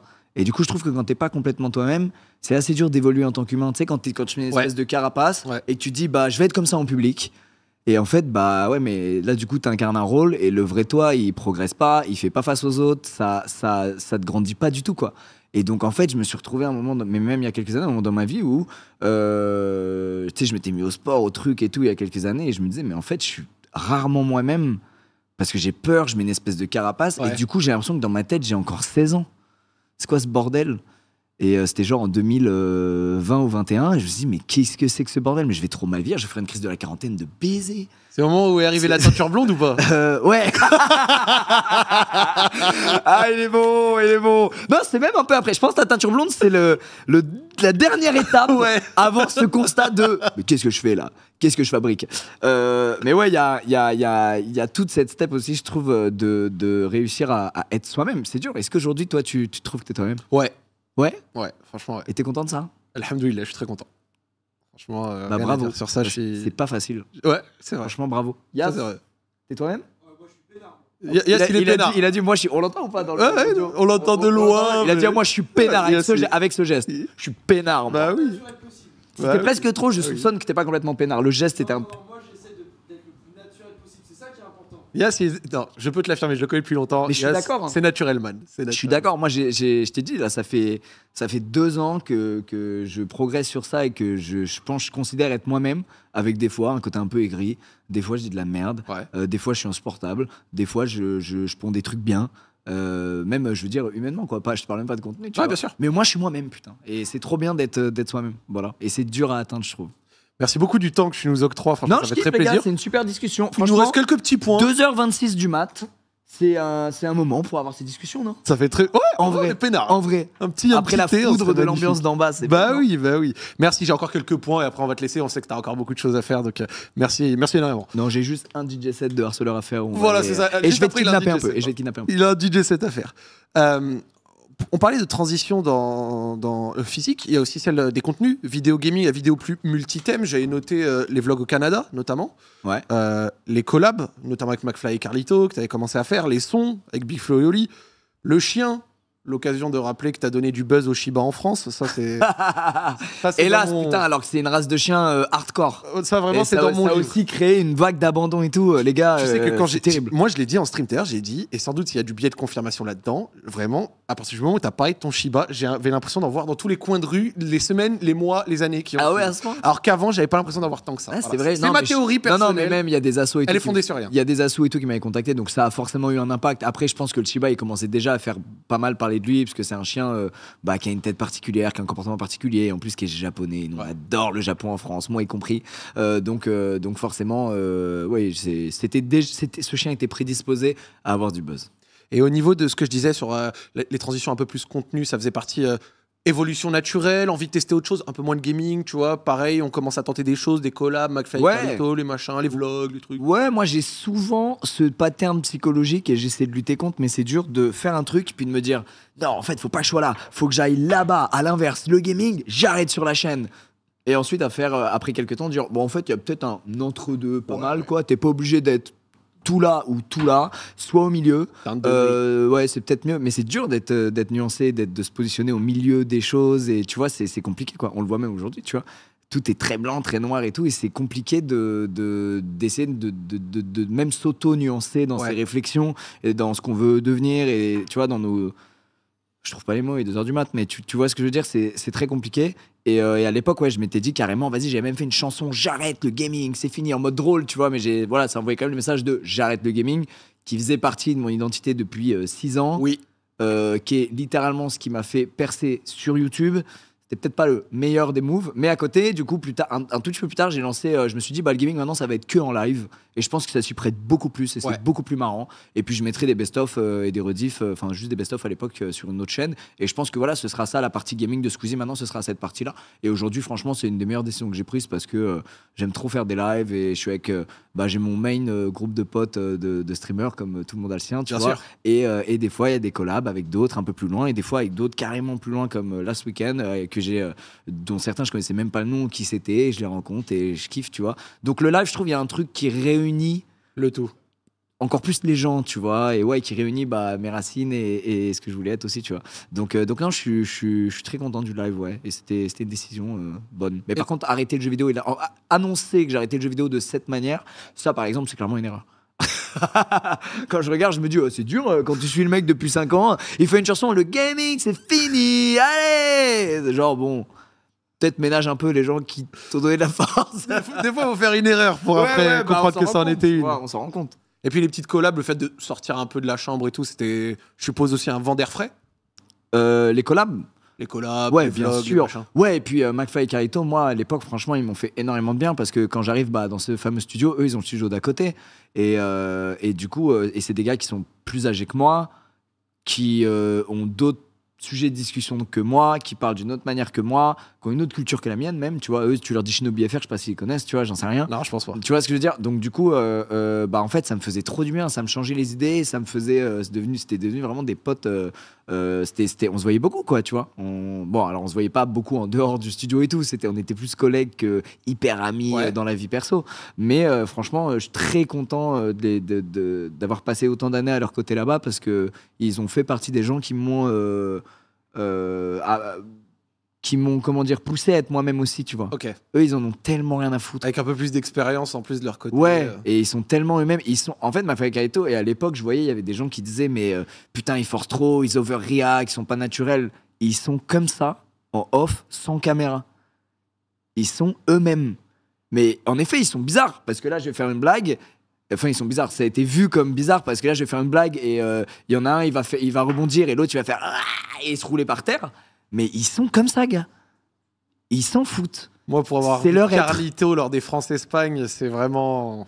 Tu vois de quoi je parle? Oui. Et donc, et d'ailleurs, à l'époque, quand ils s'étaient fait attraper à mort, en fait, tout le monde les adorait. Puis d'un coup, tout le monde a décidé que c'était non, ils overreact, ils sont pas naturels, c'est nul d'être comme ça. Boum, ils se sont fait torpiller. Alors qu'aujourd'hui, il y a plein, par exemple, je trouve, de streamers ricains qui sont parfaitement dans cette méta, tu vois, qui font juste des clips en jouant au mec con, en faisant un truc débile, ou tu vois, et ça pose aucun problème. Et eux, ils ont pris une foudre, mec. Et tu vois, je suis content d'en parler parce qu'ils ont pris une foudre après stand-up de merde notamment, qui était pas parfait, qui avait ses défauts évidemment, mais et je trouve ça méga injuste. Voilà, j'étais genre, mais putain, ils sont vraiment comme ça. Et c'est ce qui a fait qu'ils ont eu du succès. Et d'un coup, je sais pas, les mentalités changent. Il y a comme un switch. Il y a un switch d'un coup, et je sais pas, il y a un switch où les gens disent, mais non, c'est nul d'être comme ça, c'est abusé. Moi, j'ai l'impression qu'il y a aussi un aspect des fois un peu sur les réseaux, un peu le genre lanceur d'alerte. Genre quelqu'un va commencer à dire un truc qui le dérange, finir avec la phrase « je suis le seul », alors que c'est jamais le seul, il y a toujours foncièrement des personnes qui pensent comme toi. Et là, j'ai l'impression que ça donne une espèce de switch où beaucoup de personnes vont commencer à être dérangées par un truc qui les dérangeait pas forcément avant. Je sais pas si tu vois ce que je veux dire. Mais t'as complètement raison. Tu sais, il y a un truc qui est mis en lumière et d'un coup, ça devient un énorme problème et tout le monde décide derrière ça en même temps. Mais je me demande si ce qu'il y a derrière ça, c'était pas le fait que ils avaient commencé à toucher beaucoup de gens, je crois, en 2016. Ce truc-là, c'était genre 4-5 ans plus tard, tu vois. Et je me demande si c'est pas un effet de gens qui, du coup, en 5 ans, bah, tu sais, tu changes un peu dans ta life, t'es plus vraiment le même aussi. Et des fois, souvent, tu renies ce que t'as adoré et suivi les années précédentes quand t'es dans une autre phase de ta vie. Je pense qu'il y a ça. Tu vois ce que je veux dire? Je pense qu'il y a aussi du enfin quelqu'un qui le dit, j'avais peur de prendre la sauce, justice, tu vois, des trucs comme ça. Vraiment, je le pense sincèrement. C'est vrai. Ça doit être un mélange de plein de choses, mais moi, tu sais, je suivais des gens, je sais pas, quand j'étais ado. Bah, le meilleur exemple de ça, c'est quand tu passes de enfant à ado, puis de ado à jeune adulte. Souvent, quand tu deviens ado, tu renies tous les trucs que tu suivais quand t'étais enfant, et quand tu deviens jeune adulte, tu renies tous les trucs que tu suivais quand t'étais ado. Et puis quelques années plus tard, tu t'apaises et tu fais, oh, mais en fait, c'est bien. Pourquoi j'ai été Bah, c'est comme moi quand je me teins en blond et que je me fais tatouer et que je laisse pousser 3 bols de barbe, si tu veux te prouver un truc, tu vois. Je suis plus le même, moi, j'ai grandi. Mais c'est un truc inconscient, je pense. Non? Yas, qu'est-ce que t'en penses? Ça fait partie des étapes. Ah, il s'est endormi. Yas dort sur sa chaise. Mais non, t'inquiète. Excuse-moi, pardon. Mais je te demande, parce que je sais que t'as des avis sur tout ça intéressants. Et il a des avis, beaucoup de faits à dire, Yas, qui sont très intéressants. On connaît Squeezie créateur de contenu, il y a aussi la partie plus entrepreneuriale, notamment avec Yoko. C'était quoi l'histoire du projet? Est-ce que c'était aussi un moyen de pouvoir faire travailler aussi en famille et tout? C'était comment? Ouais, c'était mon frère depuis toujours faisait des trucs pour moi parce que c'est un designer, enfin maintenant il est devenu designer, à l'époque il était illustrateur, c'est de formation, il a fait une école et tout. D'ailleurs, il a fait la même école que Antoine Daniel pour l'anecdote. Okay. Et ils s'étaient croisés là-bas, ça m'a fait rire d'apprendre ça plus tard. Non, mon frère, il était illustrateur, il est devenu designer et donc quand il était encore illustrateur, bah il faisait mon identité YouTube. Parce que moi, c'est même pas que je voulais faire bosser mon frère, même les premières fois où il faisait ça, je le payais même pas. Ouais, bien sûr. C'est l'époque où j'avais pas compris qu'il fallait payer les gens quand ils font un truc pour toi, globalement. Je te parle de 2012. 2011 même peut-être, on avait fait des t-shirts sur Spreadshirt où il m'avait fait des illustrations.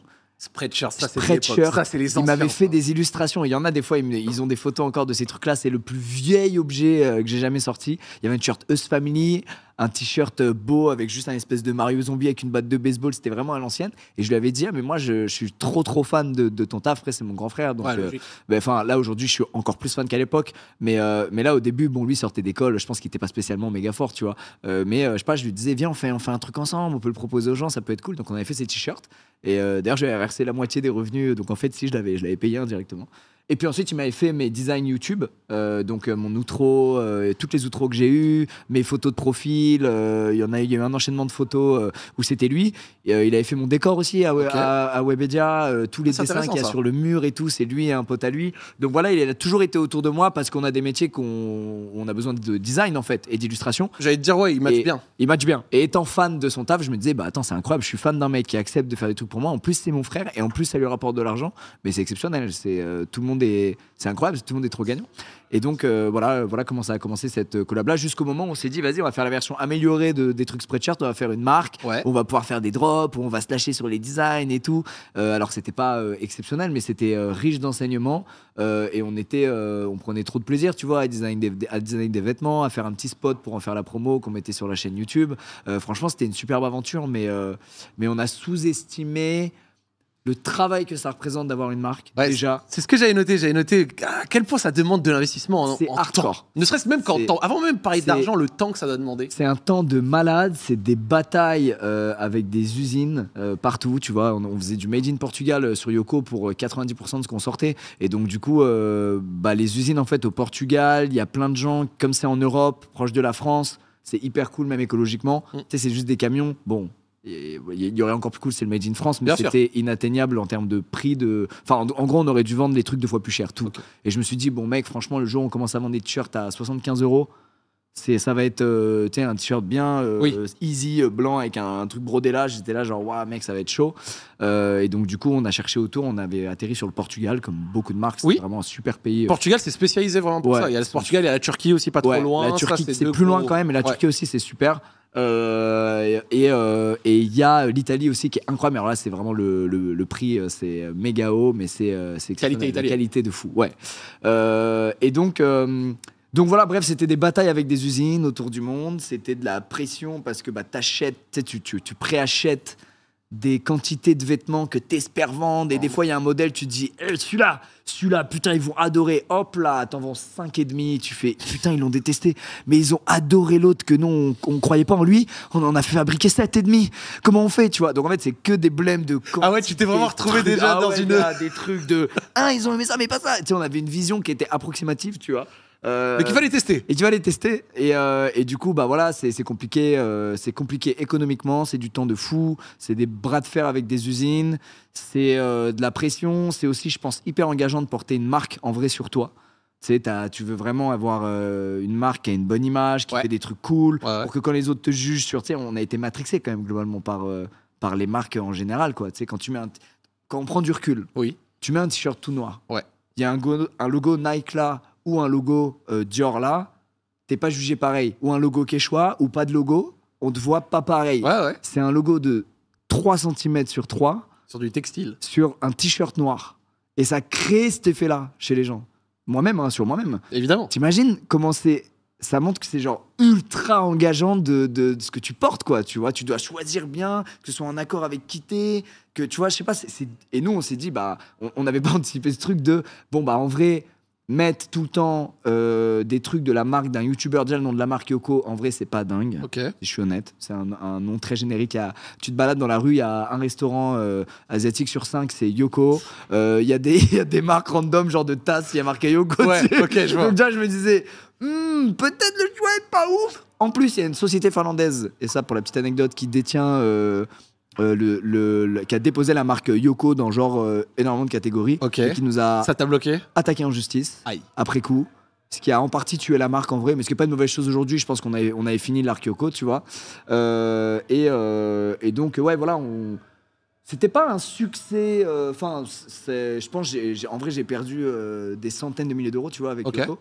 Mais par contre c'était une bête d'expérience, et on a appris énormément de choses, et on a pour essayer de l'imprimer ailleurs. Ouais, et du coup aujourd'hui, si je considère qu'on est assez bon dans notre merch sur Gentlemates, c'est grâce à cette expérience Yoko. Donc tu vois, des fois, tu vis une expérience pas ouf, qui est pas forcément un méga succès, un truc ni économiquement ni en image, mais par contre ça te sert plus tard dans la vie pour un truc que tu soupçonnais même pas.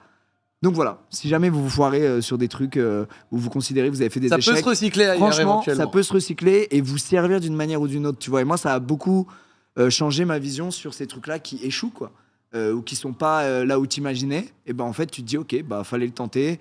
c'est pas si grave que j'ai perdu de l'argent là-dessus parce que bah, j'ai la chance d'avoir un capital de thunes de malade pour Bien mes sûr. projets. Bon, bah cool quoi, tu vois, à la fin. Et je suis très fier, franchement, c'était une bonne aventure, c'était marrant. Ça se voit. On s'est bien battu. T'en parles quand même d'une façon en reconnaissant aussi des choses, tu vois, mais t'en parles pas d'une manière dégoûtée.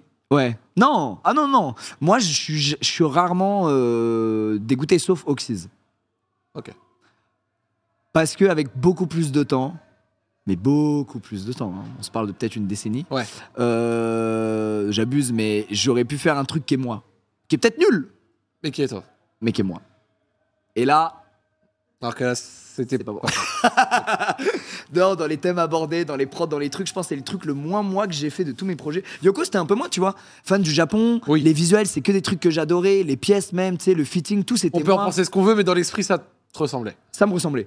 Oxys, ça me ressemble pas. Et Ok. ça, tu vois, c'est voilà. On en parlait tout à l'heure. Être soi-même, c'est dur. S'assumer, c'est dur. Se trouver aussi, c'est dur. Et donc, du coup, ouais, ça, c'était pas vraiment. À part quelques sons, bah, qui en fait sont les meilleurs du projet, du coup, tu vois.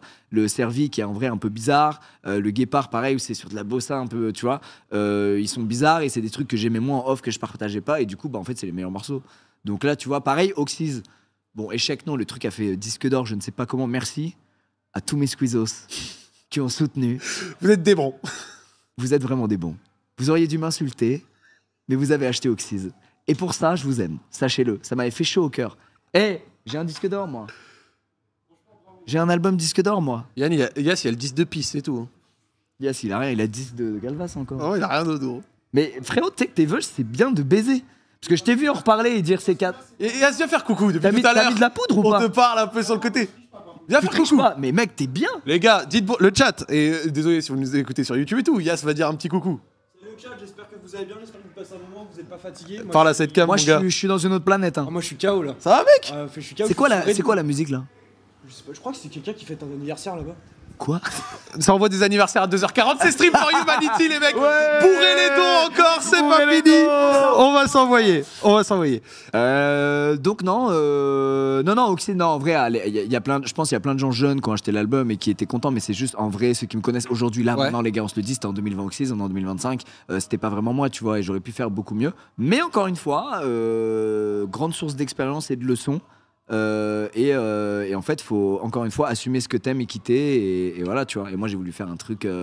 Pour la plupart des sons, déjà dans la précipitation, et ensuite en se basant sur ce qui se faisait ailleurs, Ouais. que ce que d'autres gens faisaient ailleurs. Comme une sorte de méta un peu. Ouais, exactement. Alors que bah, ces autres gens, c'est pas moi, tu vois. Ouais.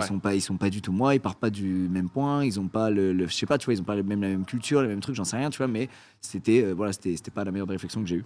Pour tenir longtemps, c'est primordial de se réinventer. Toi, tu as eu énormément de méta. J'ai regardé, tu as eu une période de travaux manuels avec Maxence notamment, on le voyait beaucoup. Les réacts de mèmes, threads d'images, les threads d'horreur, le storytelling.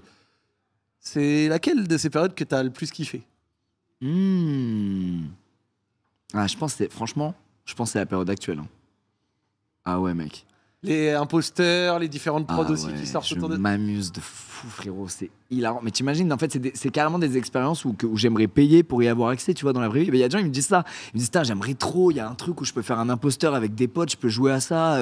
Ça a l'air trop marrant. En fait, comme c'est des jeux, Ouais. bah, je m'amuse de fou, tu vois. J'ai aussi ce truc de j'aime bien raconter des histoires. Donc, de temps en temps, il y a un thread d'horreur, une vidéo histoire qui spawn parce que c'est marrant. C'est en lui vrai, sur le dictateur là, qui est sorti il y a un an et quelques là. Turkménistan, je sais plus. j'ai oublié. Oui, je m'en souviens. Tous les noms, j'ai oublié. Il n'y a pas une vidéo histoire, je me rappelle le nom du mec. Mon cerveau oublie, c'est terrible. Mais tu vois, j'ai ce truc-là un peu, j'aime bien raconter des trucs. Après, c'est pas les tournages que je préfère en Ok. vrai. Parce que je suis seul face à une caméra. Ouais. C'est pas le plus amusant. C'est pas le plus stimulant. C'est pas le plus stimulant. Ouais, je comprends. Et il faut que je sois marrant. Et des fois, je suis dans un mood. Des fois, je suis en full impro, machin, je me régale. Et des fois, je suis dans un mood, je sais pas, je suis un peu fatigué, brouillard mental. Et là, je suis en mode, ah non, mais attends, je dois être comme la dernière fois, quand j'étais méga de bonne humeur et que j'avais dormi 10 heures. Et là, j'ai un peu fait une insomnie, Ouais, je suis ouais, un ouais. peu aigri, il n'y a pas de soleil dehors et je dois être dans le même mood. Donc, c'est différent à tourner, mais bon, ça reste marrant. Je voulais Parce que raconter les cette histoire. imposteurs, ça fait maintenant 2 ans que t'en fais et ça vieillit pas ce truc, j'ai l'impression. Bah, Pour l'instant, moi j'aime bien. En fait, je pense que ça vieillit pas grâce au style de montage et grâce au fait que le concept, il est méga simple.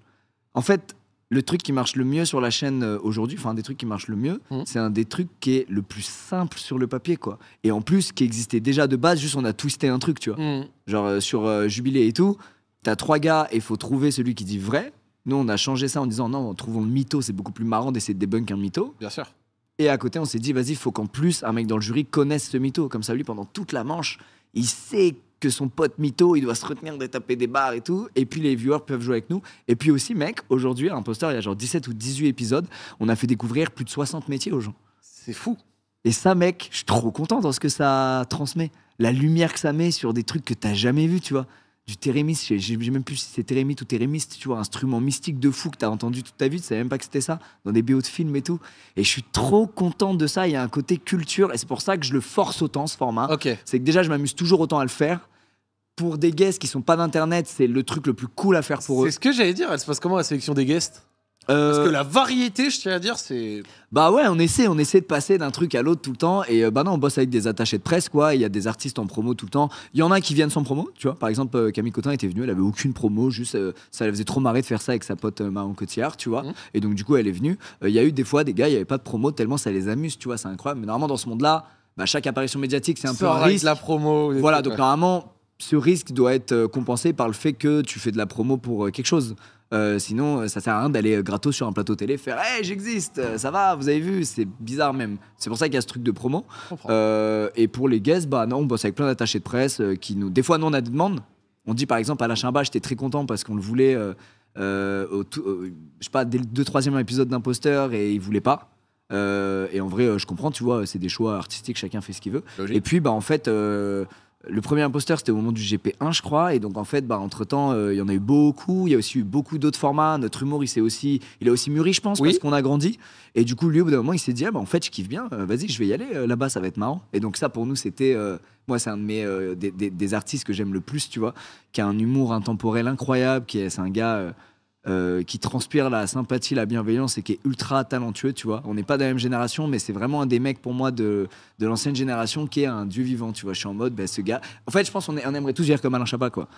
En vrai. Déjà d'une vieille bien, on l'avait vu avec Rayou aussi, et c'est vrai que ça avait... mais je veux dire, même pas physiquement, genre psychologiquement, et dans son art et dans son talent, on aimerait tous vivre comme lui. Et donc le fait que là, il ait dit non, pour ces raisons, qui sont les siennes, tu vois, et que 3 ans plus tard, ils disent, ouais, grave, ça me dit bien. Et que avant le tournage, ils nous disent à Théo et moi, les gars, carrément, je suis ému, frère. Il nous dit avant le tournage, les mecs, il y a quoi derrière la porte? Incroyable l'épisode avec Eric Ramsey, j'ai tellement ri. Comment vous avez fait ça? C'est fou. T'as un de tes modèles, gars, de création et en humour, tu vois, qui te dit ça.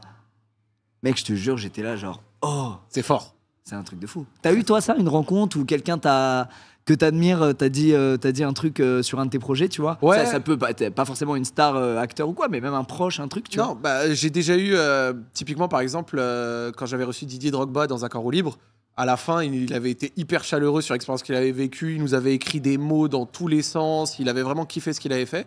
Et grosso modo, avoir, par exemple, parce que moi c'est souvent Accord au libre, donc du coup, tu vois, c'est des athlètes, des gens que je kiffe, des gens qui viennent et qui te disent « Ah ouais, moi l'épisode avec...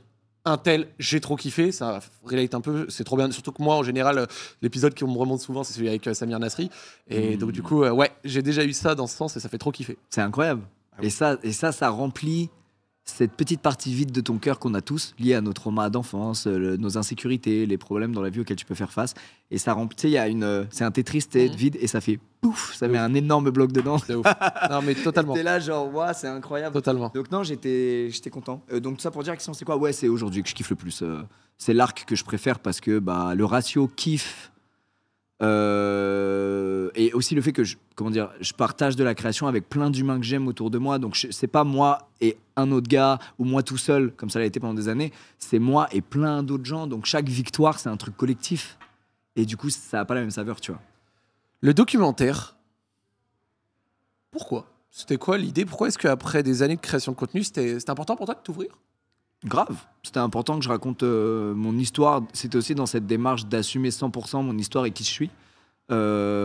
Et aussi pour Internet, et encore aujourd'hui un truc ultra flou, même comment marchent les réseaux sociaux, le contenu YouTube, le contenu Twitch et tout. C'est encore un truc super flou pour des tas et des tas de gens, tu vois. Et on s'est dit, bah en fait, venez, on raconte l'histoire, au-delà de mon histoire, un peu d'Internet et particulièrement des créateurs de contenu, pour que n'importe qui est un peu curieux, tu vois, et qui veut s'intéresser au truc, puisse à la fin de ce doc comprendre dans quoi on est né, pourquoi on a fait ça. Tu vois, quand des gens de notre génération disaient « mais ils regardent des gens jouer aux jeux vidéo, qu'est-ce qui se passe et tout ?» On était plus jeunes, donc ça nous foutait la rage. Mais avec du recul aujourd'hui, je comprends, tu vois. Je me dis, bah nous, il y a peut-être un truc dans dans 10 ou 20 ans, ou que des jeunes feront, on se dira, mais pourquoi ils font ça? C'est trop bizarre. Ouais.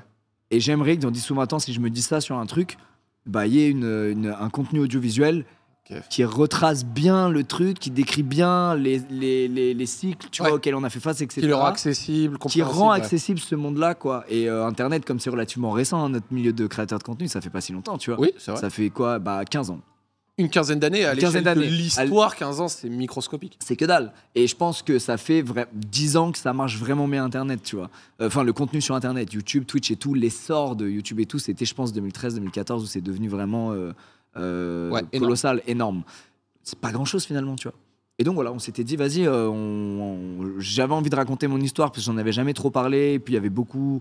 Enfin, c'était aussi une manière de l'assumer et de rétablir des faux trucs, tu vois, qui se disaient, ce qui est normal, vu que j'en parle pas, bah, les gens ils s'imaginent logique, plein de choses, ce qui est normal. Spéculation, tout ça. J'avais besoin d'en parler et aussi de se dire, bah ça, quelqu'un qui connaît pas, il tombe là-dessus, il connaît mieux notre monde, il comprend mieux notre monde, peut-être qu'il aimera pas, mais au moins on lui a donné les outils pour mieux capter, quoi. Ça a été quoi les retombées finales de celui-ci? On t'en a parlé, t'as vu un petit peu la critique. Est-ce que en termes, j'allais dire de viewership, genre de gens qui l'ont regardé, ça a répondu à ce que vous attendiez? Ouais, Prime Video, ils communiquent pas les chiffres, ils veulent pas. Ils veulent pas, mais il y a une manière de capter, parce que quand tu reçois ton bulletin de droit d'auteur, alors ça concerne pas moi, mais Théo qui a réalisé du coup le doc et qui du coup a tout écrit. Enfin, je l'ai aidé comme je pouvais, tu vois, mais c'est sur moi, donc. Enfin, en partie, il y a une partie internet, mais il y a une grosse partie, c'est sur moi. J'ai pas assez de recul pour lui dire ah mais non, mais ça là, non, enfin, je serais un bon sociopathe, quoi. Ouais, ce que j'allais dire. J'ai essayé, tu vois. Un peu égocentrique. J'ai essayé quand il faisait un truc, je disais je sais pas si c'est bien ça, comment c'est dit. Et en fait, c'est genre un truc préféré des gens. Après coup, je fais ok, j'avais pas une vision de fou. Donc j'avais conscience de pas être méga pertinent. Donc c'était lui qui a vraiment auteur, réalisé le truc, tout. Et il en a chié parce qu'il y avait ça. Et en parallèle, il y avait des vidéos sur la chaîne qu'on sortait tout le temps. Et donc bref, il a un bulletin SACD.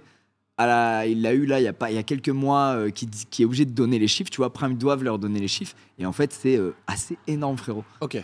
Beaucoup plus que ce que j'imaginais. Donc j'ai pas envie de dire parce que j'ai peur que Prime. Aucun problème, t'inquiète. Voilà, mais c'est des millions et des millions et des millions de gens qui ont vu ça. Et donc moi j'étais là genre oh putain, mais donc dans notre démarche de toucher plein de gens qui connaissent pas notre milieu pour mieux le comprendre, c'est sûr que là on a reach forcément ces gens-là. Il y en a plein qui ont regardé. Et puis je voyais dans les messages, plein de messages de. Évidemment, j'avais des messages de fans ou de gens de nos communautés d'internet, même qui ne suivent pas forcément moi, qui me disaient mec, j'ai vu le doc, c'est incroyable. J'avais l'impression de. Mais est-ce que ça allait au-delà de ça? C'est ça que j'entends quand je parle de retombées. Oui, ça m'a mis dans une autre catégorie. Un peu comme Inox quand il fait Kaizen, tu vois, il franchit un step, franchit une catégorie. Moi, ça m'a mis dans une autre catégorie, carrément. Mais le truc qu'on recevait le plus, c'était des messages de gens qui avaient reconnu leur adolescence à travers la mienne, dans le doc, ou même leurs conflits familiaux à travers le mien, tu vois. Parce qu'on parle d'histoire perso et tout dans le doc. Et à côté, plein de messages de parents, même de grands-parents, qui disaient putain, je comprenais rien au délire de ma fille ou de mon fils. Et depuis que j'ai vu ce doc, je comprends mieux ce que vous faites et pourquoi vous le faites et pourquoi ça lui plaît. Donc merci. Et moi je me faisais waouh, les gars, c'est incroyable, tu vois. Donc voilà, j'étais très content de ça. J'étais très fier de ça et c'était fou cette épopée. Moi, l'avant-première, j'avais bien kiffé. Franchement, T'avais bien kiffé ? Ouais. Et moi, j'avais bien kiffé surtout toute la partie où vous t'avez fait monter les gens sur scène pour bien même la chef monteuse. Ouais, Laura. Voilà. Laura Diaz, chef monteuse. Et ça, j'avais Sam Tiba qui a fait la bande originale aussi, qui est géniale. Kiffé, tu vois. Théo Meunier qui a rajouté des mèmes. Il y a des mèmes comme dans les vidéos YouTube, mais dans le doc sur Prime Video. On était très fiers de ça. C'est régalé. Et puis Théo Bonnet, évidemment. Un tout petit mot rapide sur le GP, tu en as beaucoup parlé. Il y a eu le 1, le 2, des énormes réussites. Est-ce que tu as eu des retours concernant ces derniers sur le monde sportif, des gens du monde de la course qui t'ont parlé de celui-ci et qui ont parlé éventuellement des retombées de ces derniers? Ouais, bien sûr. Déjà, on a fait ça main dans la main avec l'Automobile Club West, donc ceux qui détiennent le circuit du Mans. Et en vrai, sans leur aide dans ce projet, le GP n'existerait pas du tout. Voilà. Ça aurait été la course de cartes de tout à l'heure, ça serait arrêté là. Ce qui est déjà cool en vrai. Elle était bien. Voilà. Sans un tuyau qui manque de tuyau Pokémon, c'est mieux. Mais voilà. Et donc, en fait, au début, ils étaient plus en mode appât du gain, genre, on a une image un peu vieille, on fait les 24 heures du Mans. Mais quand même, allez, on va le faire. Ils vont Ouais. faire leur connerie là de mecs d'internet idiots. Et nous, vous savez quoi, on va avoir de l'audience au passage et on profiter va un se peu, servir. Et voilà, et ça s'arrêtera là et tout le monde sera gagnant. Eux, ils ont roulé, ils sont contents. Et nous, bah ça nous, enfin, tu vois, tout le monde est gagnant quoi. Mais il y avait un peu un truc de, ils y croyaient pas. Et même nous, en vrai, on n'y croyait pas. Hein. Donc ils avaient raison de pas y croire, tu vois. Et en vrai, ça a été les seuls gars de l'auto à pas snobber le truc. Alors, je sais pas ce qu'ils se disaient en off. Je pense qu'en off, ils y croyaient pas trop. À juste titre. Ils regardent jamais de vidéos YouTube. Ils savent pas comment on est staffé. Mais même nous, je t'ai dit, hein, c'était une montagne de problèmes à régler. Donc voilà, bref. Et donc, on fait le GP. Et à la fin de la journée, ils viennent tous me voir un par un. Et ils se disent, mec, on a peut-être eu que 2 fois une ambiance comme ça sur ce circuit. Exceptionnel. On a peut-être eu que 2 fois une ambiance comme ça. Je suis choqué de ce que j'ai vu aujourd'hui. C'était peut-être l'une des meilleures expériences que j'ai eues sur le circuit. Et putain, il y en a eu. Sur Twitch, c'était noir de monde. Ouais. Et en fait, non, mais c'est au-delà du monde et tout. Mais ceux qui étaient sur place, je pense, ils voient. Il y a eu. Tu sais, il y a des moments comme ça où il y a des espèces de trêves. Ouais. Ah, là, on en vit une là, Ouais. en faisant ce truc. C'était Ouais, for ouais. Humanity. Il y a une espèce de trêve Hors Et- du temps, ouais. hors du temps, qui est un truc incalculable et un peu magique, tu vois. Et d'un coup, tout le monde n'est que dans le partage, l'entraide, le soutien, l'amour. Je sais pas comment dire. Il y a une tout le monde décide. Allez, j'oublie tous mes blèmes, tous mes trucs. Et là, je veux juste kiffer. Et je vais kiffer avec même des gens que je connais pas. Il y a plein de couples qui se sont créés au GP Explorer. J'en reçois encore. Là, encore la semaine dernière, j'en recevais un Ça mail. crée des Il y vocations. a plein d'amitiés qui se sont créées, il y a des serveurs Discord qui se sont remplis, des gens qui ont fait du covoit et tout. Donc il y a eu un truc méga humain qui a été tellement humain qu'il était palpable pendant l'événement, tu vois. Magnifique. Et moi, c'est ça ma plus grande victoire du GP. Et c'est pour ça que je pleure. Au premier, je suis en mode, même là, les 3h du mat, je suis ému, frère, rien que je reparle. Bah ouais, logique. GP1, ça m'a. Parce que c'était la claque de la découverte d'un truc de cette ampleur. GP2, c'est pareil, mais en un peu moins. Logique. Parce que tu sais à quoi t'attendre vu que tu l'as déjà vécu. Tu te prends quand même une gifle et t'es genre, ouah, putain, il y a re la magie, il y a re le truc. Mais la première édition, on s'y Elle avait attend un- pas. ouais, elle avait un goût Ouais, particulier. tu te prends un. C'est incroyable. Après une, 2 éditions, tu penses que t'as fait un peu le tour? Non, en vrai, il n'y a pas beaucoup d'événements où des gens peuvent venir en masse Ouais, pour kiffer. c'est vrai. Où des gens peuvent venir en masse pour soutenir des créateurs qu'ils adorent, où toutes les communautés se mélangent à cette échelle-là. Il n'y a pas beaucoup d'événements comme ça. Donc, évidemment, on a envie de faire un 3, tu vois. On est en mode, franchement, on a envie de faire un 3, un dernier, quoi, un truc à Final Race, j'en sais rien, tu vois, pour clôturer le chapitre et pour aussi donner l'opportunité aux gens qui l'ont pas vécu.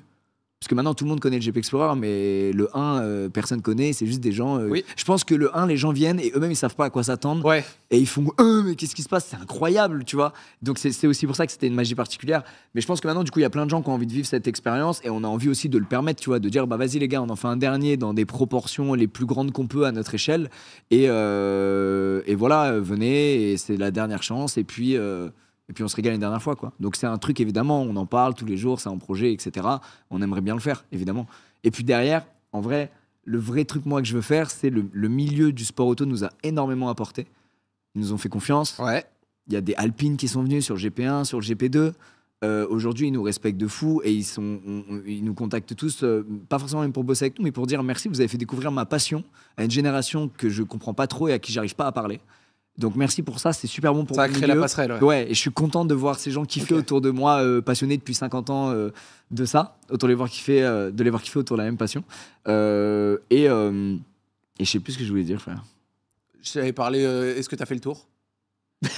Yes, il me régale, frère. Je regarde Yes. En gros, tu parlais de. En gros, le GP, entre guillemets, c'est quoi la suite?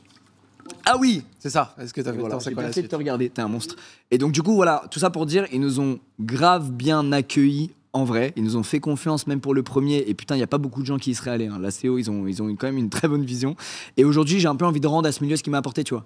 Et donc ce milieu, il y a des problèmes dedans, notamment le fait que c'est un des sports les plus élitistes en termes de prix. Ouais. Extrêmement injuste. Quand tu fais du kart quand t'es jeune, bah si le mec, papa il met plus d'argent, bah frérot, il a des pneus neufs de fou qui lui font gagner du temps. Ouais. Il a une meilleure carte au moteur. Comme tu dis, il y a différents matériels, c'est plus Voilà, ressentir. voilà. Et en fait, dès le début, ce sport est très injuste. Et donc, bah forcément, il prend un peu en méritocratie, il prend un coup, tu vois, en méritocratie. Et j'ai un peu envie aujourd'hui, au-delà du GP, qui est une expérience folle à l'échelle d'Internet, parce que c'est des gens qui viennent, il y a peu d'événements, etc., tout ce qu'on a dit avant, mais ça reste quand même 24 mecs qui ont déjà une vie de fou, qui ont la chance de vivre une journée que des mecs passionnés d'auto des jeunes de 15 ans, de 20 ans, de 30 ans, donneraient tout pour vivre ça. Ouais. Et nous, on la vit, alors qu'en plus, on a tout le reste à côté qui est déjà exceptionnel. Tu vois ce que je veux dire? Donc, et on en avait tous conscience. C'est un truc où tout le monde qui a participé au GP1 et 2, tout le monde est là, genre, franchement, là, c'est peut-être trop. Ça se voit. C'est peut-être trop. C'est peut-être trop abusé de pouvoir vivre ça. En plus du reste, c'est nimp, tu vois. Et donc, bref, dans cette démarche, on s'est dit, bah, viens, on crée un truc, un autre projet auto qui permettrait un peu de renverser le côté élitiste et très cher de ce sport et qui permettrait de remettre un peu de méritocratie là-dedans. Et cette fois, de mettre des gens qui sont passionnés de ça, qui ont un potentiel fou et qui ont juste pas de thunes pour continuer leurs rêves. Une saison de cartes à très très haut niveau échelle européenne, ça coûte entre 100 et 150 000 euros l'année, par exemple. De cartes, hein. En F4, t'arrives, l'année, on te demande entre 3 et 500 000 euros. L'année, il y a genre 8 courses en F4. On est dans des prix. On est sur des prix délirants. Donc quand tu cumules, quand le mec il en fait depuis 7 ans, tu cumules 7 ans, 8 ans, 9 ans, 10 ans, 11 ans, 12, 15 ans. C'est de l'investissement. C'est un investissement de malade des parents. Et donc du coup, on s'est dit, bon bah vas-y, on va essayer de renverser un peu ce truc-là et que ces pépites prometteuses n'aient pas à payer. On leur donne un an. C'est beau ça. Ils ont une visibilité énorme. Ils conduisent des voitures qu'ils rêvaient de conduire. Et on voit ce qui se passe. Donc c'est en cours, je ne vais pas dire tous les détails, etc. Mais sur le papier déjà, c'est beau. C'est la suite logique du GP, c'est ça. Et moi, ça m'excite, je te dis la vérité, encore plus que le GP en lui-même. Tu vois, je suis en mode, ah ben là, mec, là, on va avoir un impact de fou dans la vie de ces gens. Et peut-être qu'il y a des gars qui vont se retrouver en WEC, en F2, j'en sais rien. Tu vois, peut-être qu'il y aura des miracles parce que ton pool de gens que tu prends est encore plus grand. Et je vois des gens parler d'écologie, c'est un vrai sujet qui est méga important et sur lequel on s'est beaucoup penché réellement, tu vois. J'ai l'impression que c'est aussi un gros sujet du sport auto tout court. Ouais, mais il y a une stat, moi, qui m'a mis des clims et qui m'a fait comprendre que le problème, c'est pas des voitures thermiques qui roulent et encore moins des monoplaces auxquelles les gens s'identifient pas. Tu vois, c'est pas parce que tu vois une monoplace rouler que tu te dis, ah bah ma bagnole avec laquelle je roule tous les jours, je veux que ce soit une thermique. Je pense que c'est quand même assez différent. Le vrai problème, en fait, c'est la logistique des événements. Donc en fait, ça s'applique même au-delà du GP. Et même si on fait d'autres événements que le GP, où il n'y a même pas de voiture, ça pollue de malade. Ouais, le déplacement des trucs. Genre, même si tu faisais un concert, genre. Voilà, même si tu fais un concert, bah, les concerts, ça pollue de fou. La venue des gens, la venue du matos, les scénos, les semi-remorques qui se déplacent sur des énormes distances, c'est ça, en fait, le cœur de la pollution.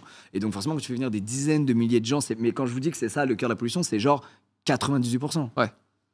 Tu vois, c'est pas 30%, c'est 98%. Donc, les gens qui viennent, qui prennent leur caisse, qui sont seuls dans leur caisse, des circuits. Donc au final, la finalité de ce qui s'y fait le jour J, c'est pas tant ça. C'est pas tant le fait que c'est des voitures thermiques qui roulent, c'est tout ce qu'il y a autour, quoi. Donc là, on est en train de scanner toutes ces problématiques pour essayer de faire du mieux qu'on peut, tu vois, à notre échelle.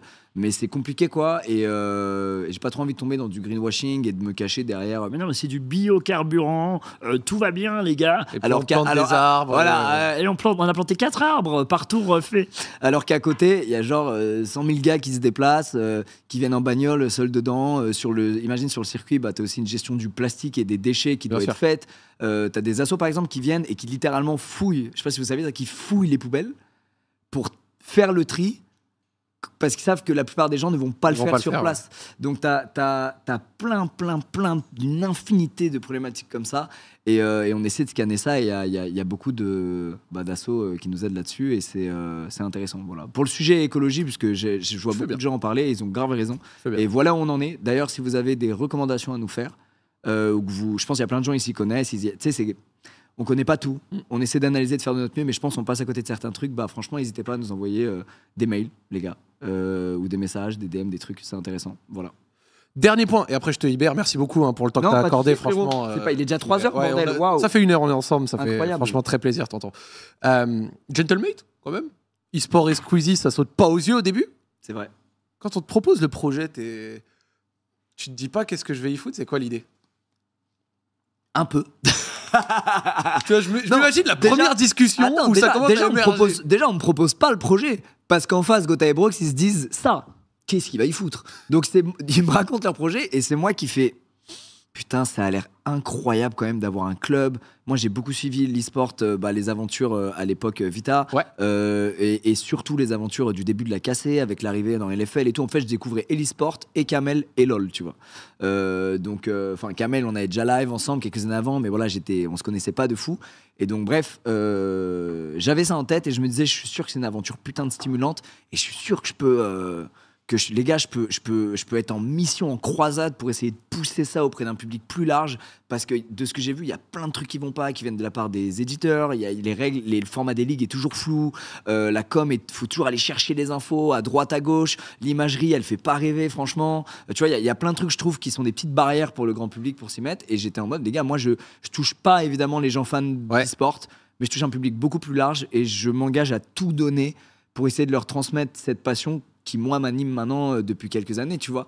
Donc, c'est intéressant que ce soit toi qui sois venu à eux et pas l'inverse. Moi, j'ai naturellement pensé que c'est eux non, qui ils m'en ont parlé. Et je sais plus exactement comment ça s'est passé, mais je sais que je leur ai dit un truc comme ça, et que c'est Gotha qui m'a lancé une fameuse phrase Gotha-gesque où il fait bah gars, bah vas-y, join le. Tu sais, moi je disais ça au début, mon intention première n'était pas de rejoindre le projet, et c'est lui qui me fait.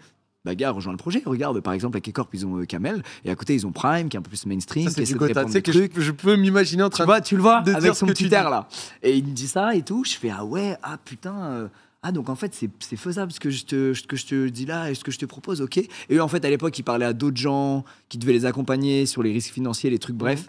Et donc voilà, ils prenaient leur temps pour bien faire les choses. Et moi, bah, j'ai tout donné là-dessus. Et puis entre-temps, grâce à la boîte de prod, on en parlait, à l'agence et tout, j'ai eu une dimension entrepreneuriale et business que j'avais pas avant. Et donc j'étais en mode, vas-y, go. Moi, au pire, je peux bah, au début, tu signes des sponsors, mais ils te paient pas avant des mois et des mois. Voir t'as pas assez de sponsors, voir des trucs. Et je disais, franchement, mec, on va tellement s'amuser. Vas-y, je tank les dépenses jour 1. Gotha tanké avec moi, hein, à part égale et tout. Et on verra bien. Et je pense que si on se donne tous à fond, on va s'y retrouver à la fin, tu vois. On va être au point mort et tout va bien. Et donc, bah, c'est ce qui s'est passé, quoi. Donc, on est trop contents, c'est trop bien. Ça fait à peu près 2 ans maintenant, ça a rallumé comme une flamme en toi? Parce qu'on y voit de la passion. Moi, j'ai regardé le match Gentlemate Call of Duty, même celui Valo la veille contre Apex. Tu mets du cœur. Valo, c'est mon jeu, moi. Valo, gars, de base, j'ai du cœur, même quand c'est pas mon équipe qui joue. Je suis en mode. Donc, quand c'est mes joueurs que je connais, qu'on a choisis et qui jouent sous nos couleurs, je suis comme un fou. Mais évidemment, ouais, c'est prenant. Après, je pense qu'aujourd'hui, je suis beaucoup plus passionné par le truc que je l'étais au lancement. Je vais pas faire genre, ouais, jour 1, première minute, j'avais la même passion que maintenant. Je kiffais ça à mort. Je voulais surtout donner une grosse impulsion au début, et ensuite, peu à peu, être un peu en retrait, mais être là quand même, mais tu sais, avec des checkpoints. Et en fait, j'ai tellement kiffé. Puis Gotha et Brox, frérot, c'est des amours, quoi. Ça nous a évidemment énormément rapprochés. Et frérot, je les kiffe trop. Ils sont incroyables. Ils sont incroyables, ces deux gars. Et donc, en fait, bah, j'avais envie de me battre pour eux. Au-delà de me battre pour notre club, j'ai aussi envie de me battre pour eux, parce que c'est 2 super humains. Gotha, que je connais depuis très longtemps. Brooks, que j'ai appris à connaître avec Gentlemates. Et donc, le fait de kiffer ce qui se passe avec eux, kiffer en caster les games, et voir des gens que j'arrive à convertir, ce qui est ma mission de base, et les voir kiffer et soutenir, et porter un maillot qu'on a designé, et crier Gentlemates, et des fois être méga aigri quand on se fait arracher, des fois être sur un nuage quand on gagne, bah, voilà, tu cumules tout ça. Et en fait, je me suis investi là-dedans 100 fois plus que ce que je devais, quoi. Ça se voit. Ça m'a galvanisé, mec. Au bout de 2 ans, t'es raccord sur les temps de passage, t'es content d'où est-ce que vous en êtes actuellement, avec surtout la l'orée d'une nouvelle saison. C'est pas que je suis content, c'est que je suis aux anges, mec. J'aurais jamais imaginé qu'on en serait là. Je pense à l'époque, tu nous demandes, on te dit, ah mec, franchement, dans 3 ans, si on met un pied. La dernière keynote était clean. On a tout donné.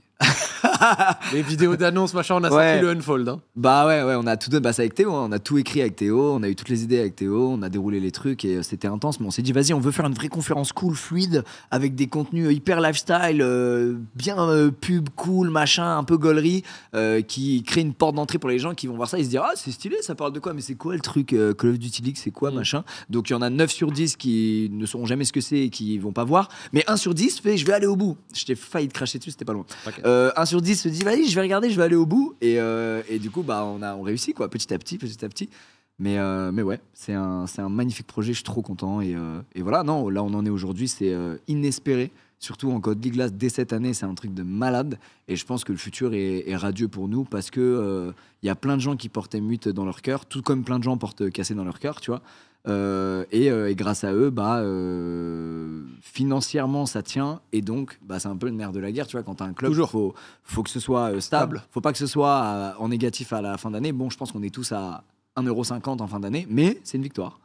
T'es 1,50€, tout va bien, parce que les gens, ils soutiennent, ils regardent. Les joueurs ont été payés, il y a eu les joueurs sont bien payés, voilà. Et donc, voilà, les gens ont adhéré à ce truc-là, et c'est grâce à eux qu'on a ça, quoi. Donc, je suis trop content, mec. Merci beaucoup. C'est la fin ? c'est la fin. Bah les gars, merci pour ce moment. Yas, qu'est-ce qu'on en a pensé? J'ai passé un bête de moment. Merci énormément. Mais ça, j'avais aucun doute. Je sais que c'est pas facile, Non, parce que non. c'était la nuit et tout, etc. Ouais, c'est ça. Moi, Il est 3 heures c'est plus le 3h du mat où je suis un peu KO. Et on parle de sujets où tu sais, je dois me rappeler de trucs et tout. Bien Donc sûr. je vais dans mes. Mais mec, t'as joué le jeu, t'as parlé avec le cœur. Non, mais que, j'ai franchement, adoré. mec, De toute t'as façon, régalé. j'avais déjà regardé plein d'épisodes Merci énormément. et je pense que je t'ai dit, c'est un bonheur. T'as une présence rassurante. On discute de trucs de notre époque. Merci. C'est trop intéressant. Merci. Franchement, merci frérot pour Content qu'on l'ait enfin merci fait. aux équipes, merci les gars, 3h du mat. Et merci à tous ceux qui ont suivi ça, même Bah à ouais. 3h du mat, ça Merci, fait les extrêmement gars. plaisir. Et merci d'avoir rempli la cagnotte et d'avoir permis ce donation goal. Et évidemment, merci aux équipes techniques. Hugo, là, qui est juste là, qui est fatigué parce qu'il s'est donné dans la journée. Et le frérot aussi, ingé son, tu t'en rappelles. Je me rappelle. On ramasse là. On ramasse. Mais... On ramasse un peu là. Ouais. Tout le monde commence à être KO. donc Là-bas au son, ça a vraiment on va en rester là, mais je crois que toi, t'as encore un truc à faire là tout de suite. Moi, je veux. Alors là, frérot, je sais pas si on va y arriver. Hein. Le DJ set, frère. Si tu veux le faire, T'as tu veux. une foule là qui me galvanise. C'est de la balle. Il a essayé, c'est Yas, c'est Yas. Ça va Il peut-être se marcher. donne, il Ça- se bah, donne. faut que je vois si Locke il est pas rentré chez lui. surtout. Si là qui est pas rentré chez lui, vous pourrez retrouver. Locke. Ok, bon, vas-y, faut que j'aille le réveiller. On va aller le Allez, réveiller, on fonce. va voir. Allez, Merci on fonce. à toi Squeezie, Merci, merci, Zach, merci énormément beaucoup. à tous ceux qui ont suivi et qui ont permis la prod de cette émission. Comme d'habitude, le replay viendra sur YouTube, tout ça machin. Donnez, que ce soit sur mon stream, les autres streams, kiffez bien. J'espère que vous avez apprécié. Je vous souhaite une bonne nuit et on se retrouve un peu plus tard. Ciao ciao. Ciao.